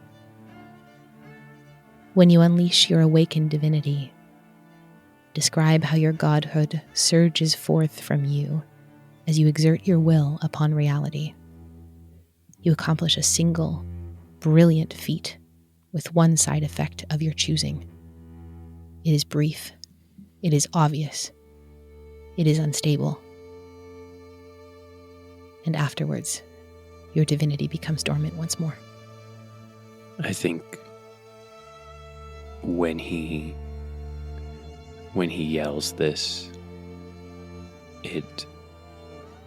the way it manifests on him is the sound of the stop that he yells has an echo to it, as if it was yelled into a chasm. It reverberates, and as that sound dies, you hear the fluttering of wings, as though he's scared a roost of birds outside. And I think the side effect is that as much as he was hoping to buy time, the effect is brief. A moment suspended. You feel time slow down. Your word carrying weight across the fabric of reality itself. You have more seconds to survey the room than your father and this woman potentially parading as your mother. But as you're desperately trying to gather information, trying to make sense of what is happening, you see a smile pull across her face. And you hear in your head, "You will be perfect." And as her arms pull out and open backward, her cloak moving along with it, an unkindness of ravens flies out, beginning to fill the room. They swirl around, fast and dark. You are both mortal, mostly. And she is a god, mostly. You are surrounded, and everything goes dark. When you wake up, you are in the flood, though you don't know the name for it now. Bound, shirtless, strapped to chairs at your wrists and ankles. You sit facing each other, a table between the middle of you. On it is an open jar filled with a thick, viscous, green substance. The smell is so toxic it stings the inside of your nose and mouth, making it painful to breathe. And suspended within that liquid is your knife. She sits on her throne, less opulent at this point, but still a sight to behold. You awaken first, your father still unconscious across from you. That took you long enough. You will be faster. Who are you? I am your mother. Welcome home, my son. That can't be true. Why not? You're nothing like what he said you were. You say that as if I ever let him know who I really was. You were always the plan. Because of the many years I spent away from this place, this plane you mortals inhabit, I was never as powerful as the other gods. And while they tear themselves apart for sport, they've lost sight of the real problem. So I needed to fix it. So I needed you. All right. You have me. You can let him go. No, my boy. But you don't need him, you just said. You just said that I was the end goal. You are not ready yet. But you will be. That's why we're all here. Please. You've come just in time for the show. Please let him go. No, I can't do that. I would like to use the mortal move, feel someone or something out. Yeah. Okay. When you try and feel out a person, place, or thing, say what you want clarity about and answer one. The GM will provide you the clarity you seek as they answer the other. What feels welcoming on the surface? What feels dark or unnerving when I peer deeper? I think I will answer what feels dark or unnerving when I peer deeper. And I think for what that is this whole thing feels dark and unnerving. And I think the thing that terrifies him most and unnerves him most is those qualities that his dad always said remind him of her. He sees them in her, even in this cruel, twisted form of what he thought his mother was. What feels welcoming on the surface is that you have grown up with someone who held nothing back from showing you that he loved you. You know what it looks like on someone's face when they are genuinely prideful, of genuine care, of genuine love for someone. And despite the overtly cruel presentation, you see it when she looks at you, but not at your father. If you love me, you will spare him, please. I won't ever ask anything more of you. Don't take my father. I am doing this because I love you. Because I know what you can become, what we can do together. You have needed me, have you not? And I wasn't there. Now I am. And this is what I can give you. This is what I will give you. My son. But he was there. He was always there. And I didn't always appreciate it. And I took it for granted. But he was there when you weren't. And I will come with you, but I need him. It was so easy to find my way into his heart. He wanted someone to ease the pain of his family's burden. He wanted a family of his own, to shed hundreds of years of history, of birthright. What you never saw was the vengeance so dark in his heart that I could hear it from across the plains. A bitterness towards every god who massacred his people and took his history from him. People he didn't even know and most likely wouldn't have liked anyway. The Devoid massacre was a beautiful act of foresight on their part.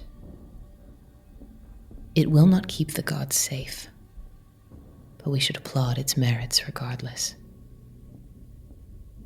Your father has failed, my son, and I will not let you fail like he did. It has taken a long time for things to fall into place. I had to be patient.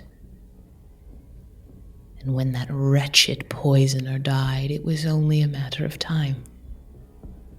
He was easy enough to find. I just followed the trail of bodies with their tongues cut out. That's what they do to liars, you know. There are things I want, things I need. And you are part of this plan, my beautiful boy.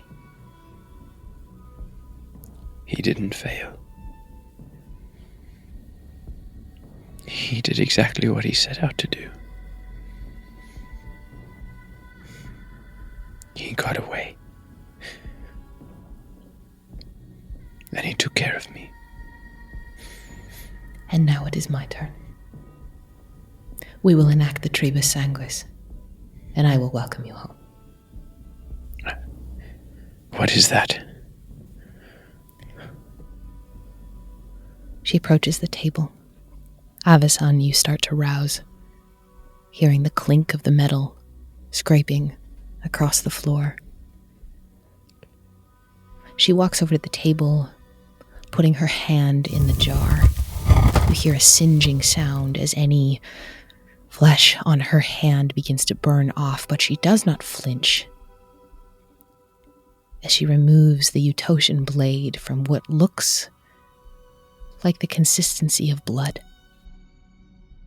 As that smell of her hand singeing hits Avason's nose, his eyes would snap open, and there would be a kind of steely determination inside of him. And I would like to use a divine move to recognize a god. Oh boy, our first roll of the evening.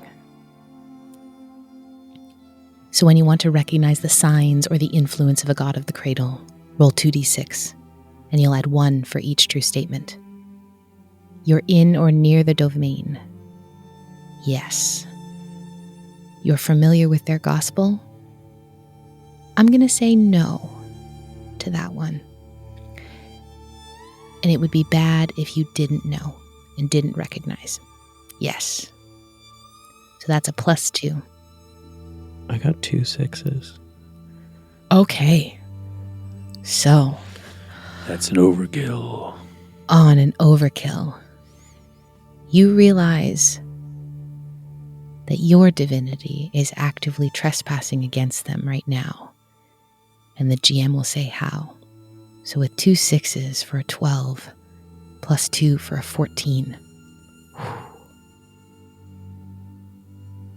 Tell me what is in your heart right now, Avison. Do I recognize who she is? You do.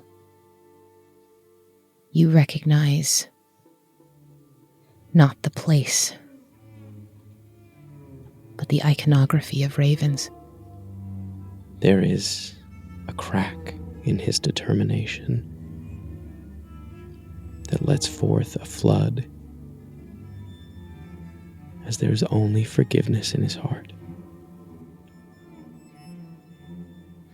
Knowing who she is and the power she wields, he feels only forgiveness. As he looks at her, his gaze softens. She looks up to meet your gaze. Oh, good. You finally joined us. I forgive you. You what? I forgive you. I want you to know that, despite everything and all that you've done, I forgive you.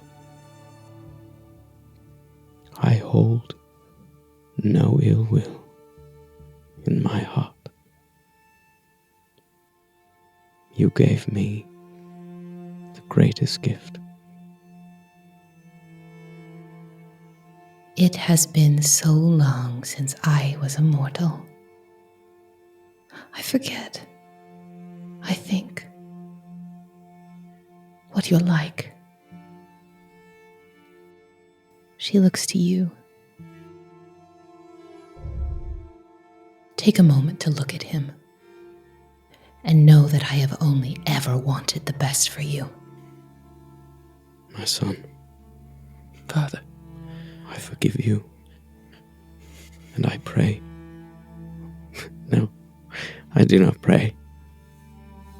I hope that one day you can find it in your heart to forgive me and forgive your mother.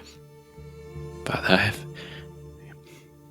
you have done nothing that would require me to forgive you. I love you. I love you too. I'm sorry. I should have. No. I should have listened. No, you've done nothing wrong. You're right. You are more. You are Utocious. No. I am more because I'm your son.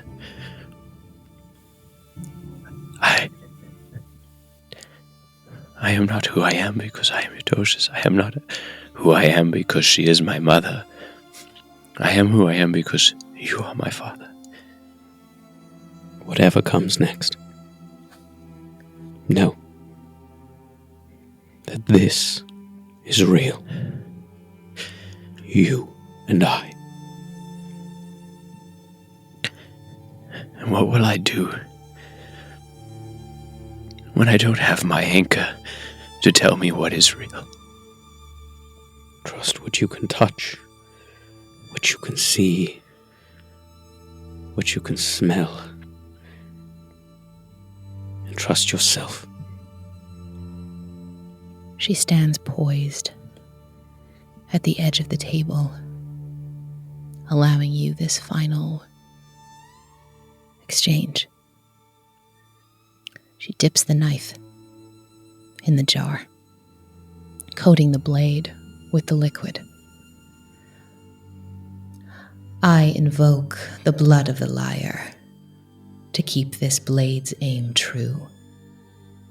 May it find any weakness and exploit it with pleasure. She looks back and forth between the two of you. I invoke the blood of the void. For while this knife is not my own, I will it to act under a hand guided by me and my bloodline, blessed by the sacrifice of one of its own. Her eyes lock on you as she walks behind your father. You see his scar, like yours, and you feel the ache between you, wishing more than anything that you could reach out and touch him. Please, no. It's all right. On cometh the void, as she reaches around and she slices open his scar. No. The knife pierces through, blood gushing from his chest. No. Forgive her. Forgive her. I can't. You hold on to that shred of his spirit as you watch it leave him. You've remembered this moment time and time again. If there was anything now, you as rake, you as the rake that stands in your mother's chambers with this series of visions flashing between you, if there was anything you now could tell him in his dying moments that you wish you'd have known then, what was it?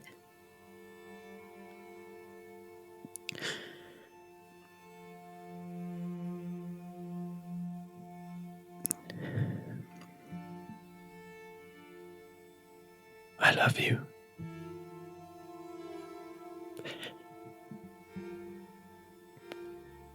And I will make sure that she suffers for what she's done.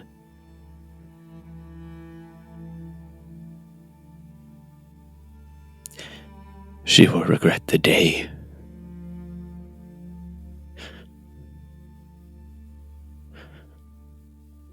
that she crossed us.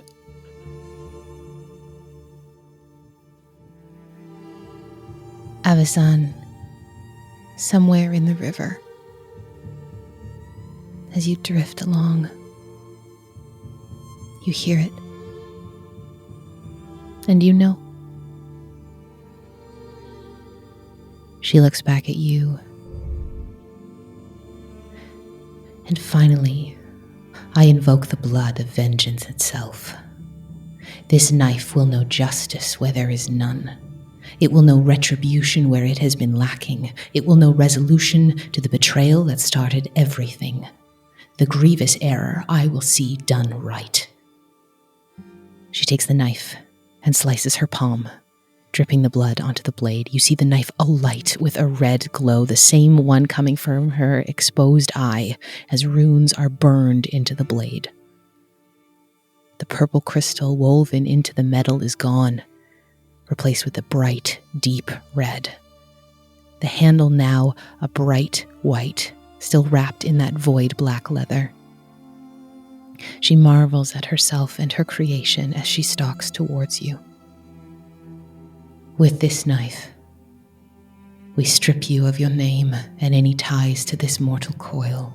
With this knife, we cut out the void and have you know the truth.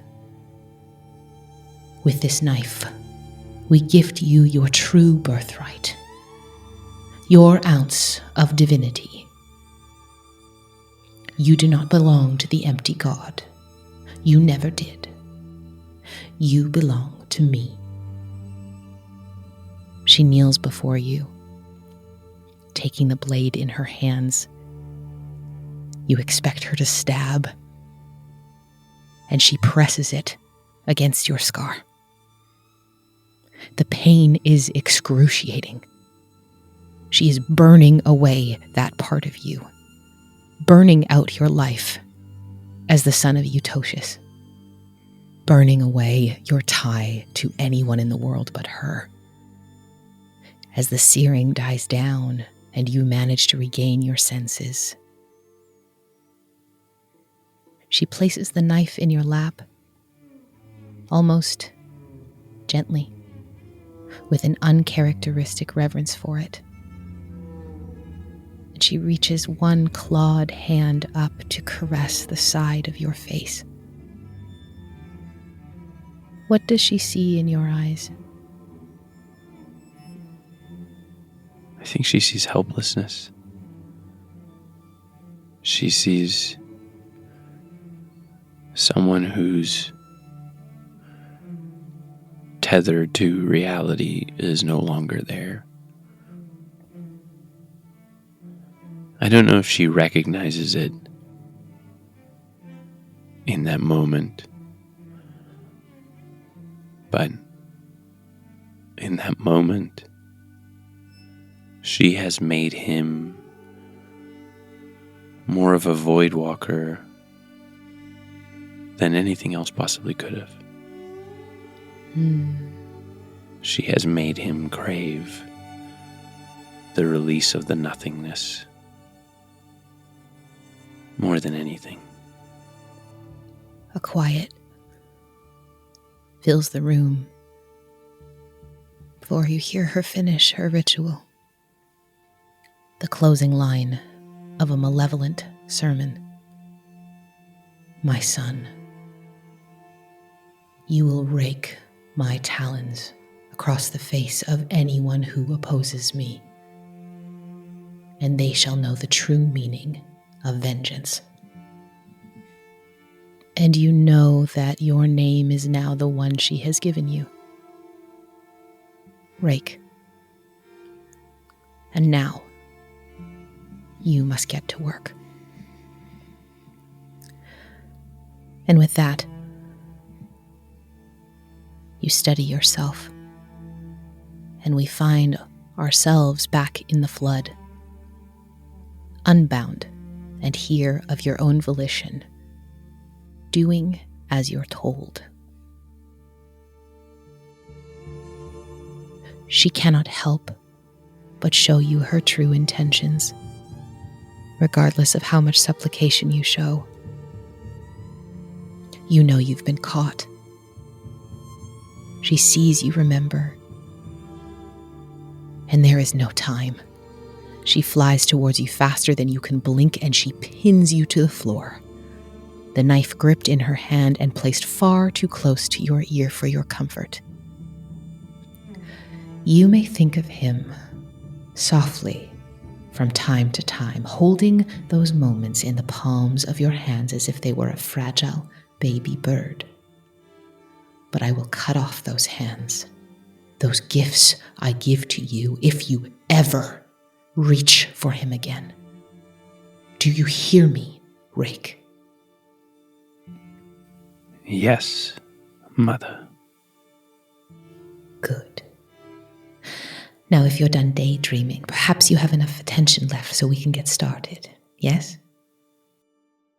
I think you would see Rake immediately relax into that sort of like can't be bothered, sort of easygoing attitude that he uses to sort of mask his underlying anxiety. I think it's like a combination of just sort of general disregard for his life at this point. Like he knows that he can't actively seek out his own demise, but he also doesn't really care if he was to die at this point.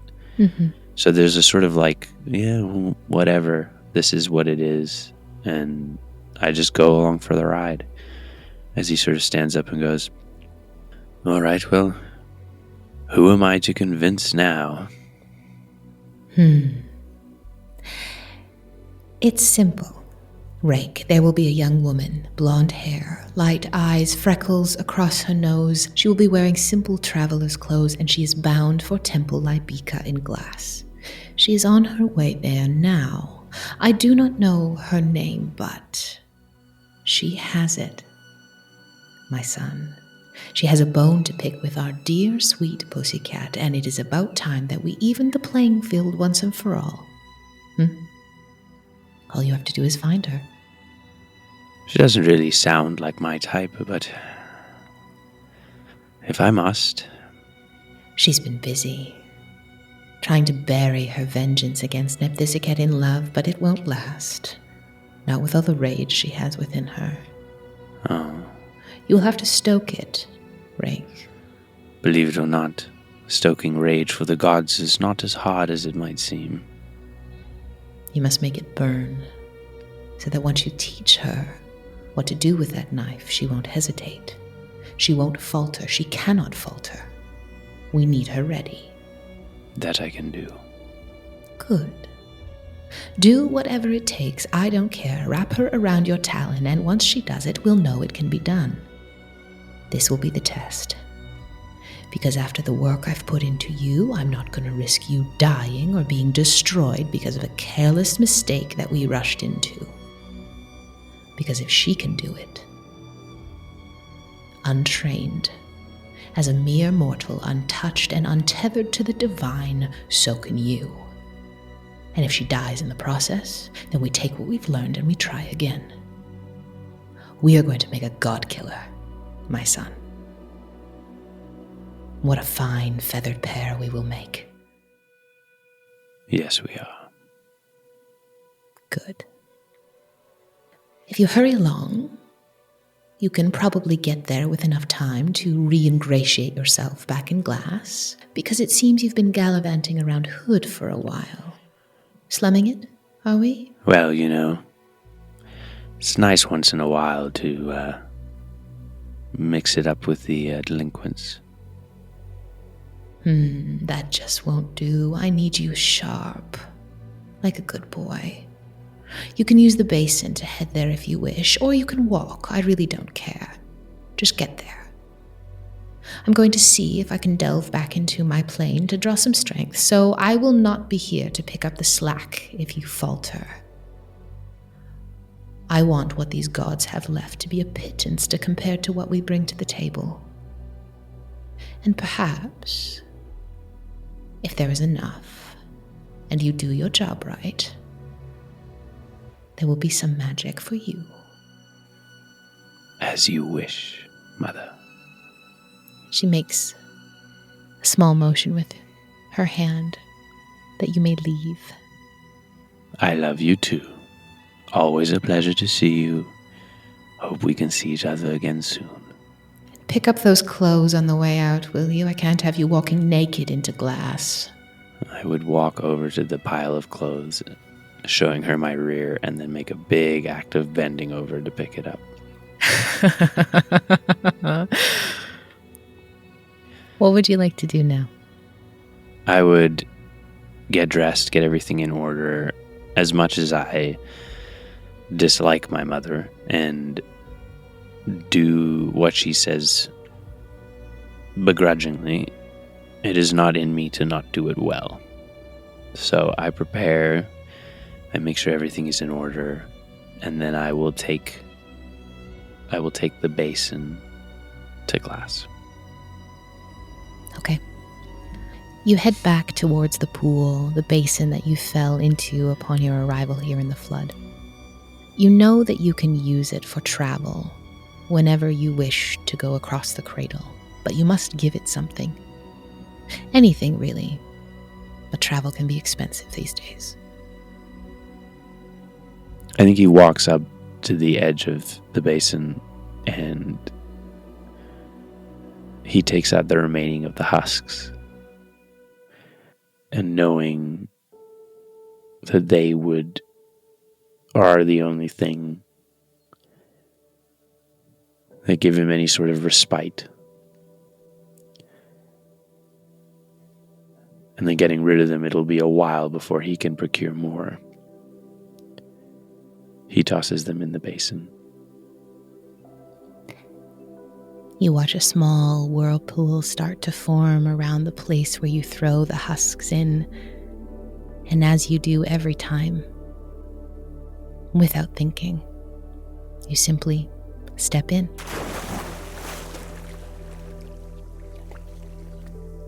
You walk out of an alley in glass. Your shoes are a bit wet, but other than that, you are dry and look like you've just come in off the road.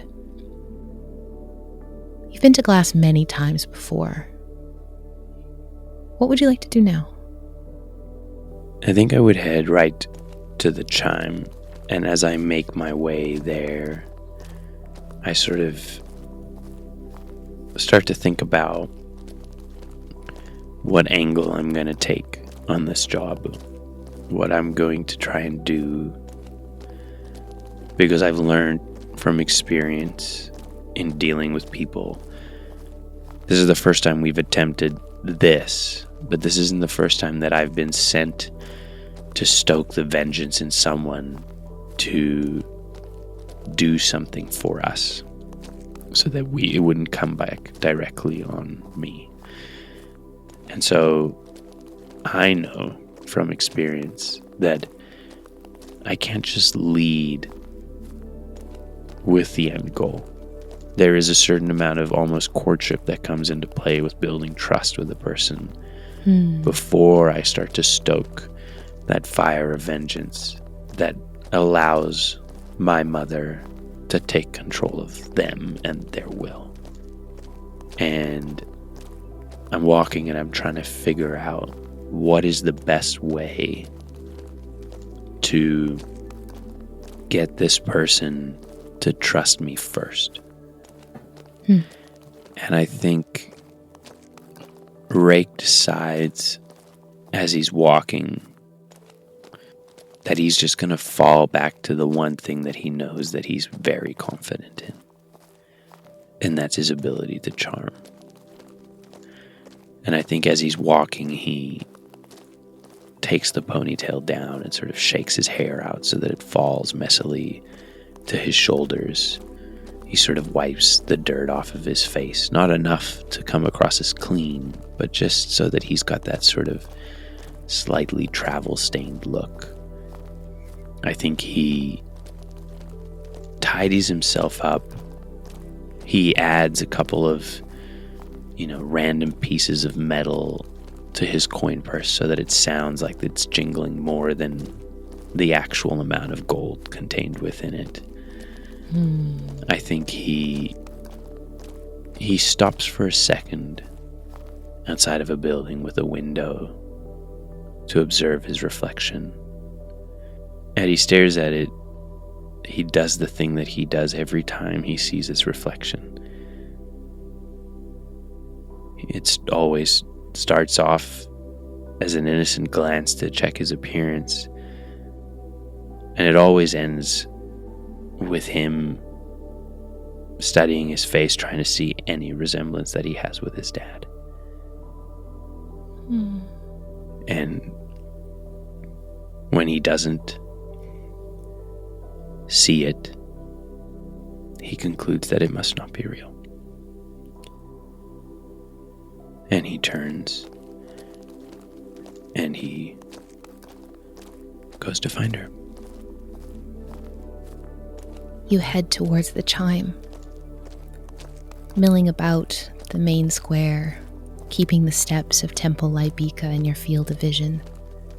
The architecture of this temple differentiates it from the bottom of the chime. The sandstone and the obsidian stand in contrast to the reflective and seemingly fragile surface of the tower above. This part of the chime, though glass is very new at this point, seems complete, with the temples to the major seven taking precedence at the base of the tower before they got to work with the precarious construction of the tower above. You see the steps of the temple before you with a few people moving in and out. The door is slightly ajar, as it always is, as you would know. And you see a few priestesses of Nephthisiket move in and out over a few hours of watching. You watch. Many parishioners come and go, and everyone, despite the way they walk in, seems to walk out with a profound look of peace on their face. And then you see her. It must be her. She crosses the square with purpose, carrying a large traveling bag on her back and followed by a small fox that keeps close to her heels. Your mother did not mention she would be beautiful. You are like shrapnel, a dark instrument meant to exact your will on a target. And you cannot help but think as she crosses the square, she is a solar flare, absolutely alight and radiant, while doing nothing at all, but simply existing. What would you like to do? I see her crossing the street, and you're right. My mother didn't mention that she was beautiful. And Rake is no stranger to indulging himself when the occasion presents himself. He has known beautiful woman before, but her beauty doesn't come from her appearance. I think for him, her beauty comes from the way that she moves across that square, the purpose in her step, the determination in her goal that she is set to try to achieve. There's somehow he takes a step back. It can't be, but he's got to know, because there's no other explanation, and he uses a divine move. Wonderful. He would like to try and recognize a god, because surely someone like her can't be anything but. Oh, wow. When you want to recognize the signs or the influence of a god of the cradle, roll 2d6. And you can add 1 for each true statement. You're in or near their domain. Well, if she had a domain, it would be Temiset, so no. You're familiar with their gospel. You know nothing about her other than what your mother's told you, and that she has some vengeance in her heart for Neptisiket, so no. And it would be bad if you didn't know. That's half the joy in what you do. Getting to know people, so no. It wouldn't be bad if you didn't know. So that's a flat roll. And I rolled an 8. Okay. So on a hit, the GM will give you a clear interpretation of the omens. You can ask your GM a single follow-up question of your choosing, and they must answer honestly.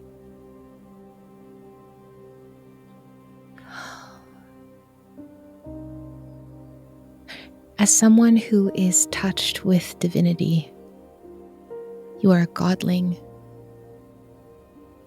You recognize divinity when you see it, and you know that if she holds divinity, it does not come from the gods themselves, but of the way she interacts with the world.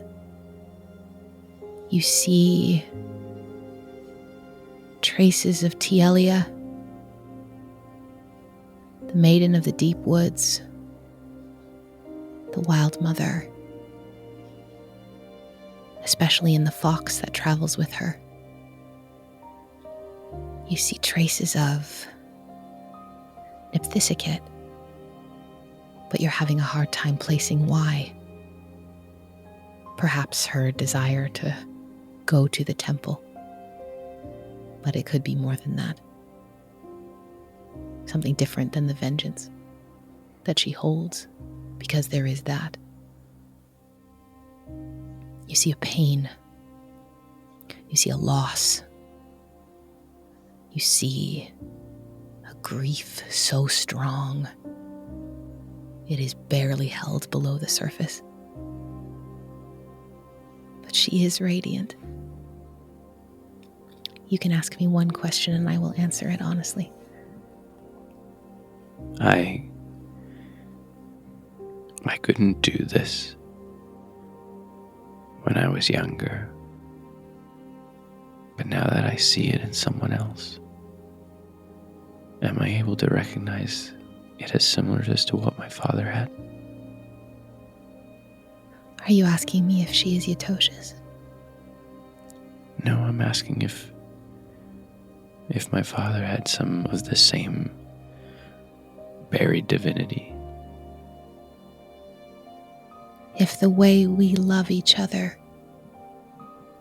could be the magic that flowed through this universe, the love your father had for you would overflow the river. It would be perpetual. You see that capacity in her, a love that could approximate divinity. And I think when Ray comes back to his senses, he finds himself already moving towards her, even though he didn't know he started. She pauses at the base of the steps.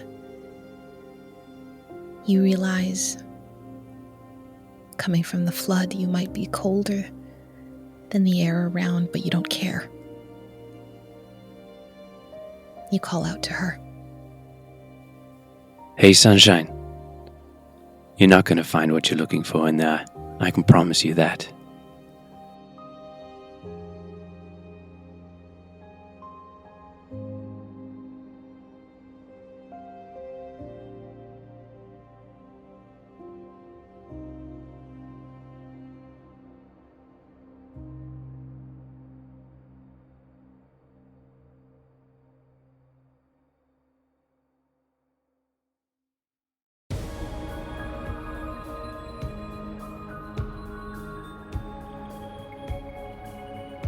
Godkiller Balance is performed by M. Carlson, Gina Susanna, and Yanis Vessels.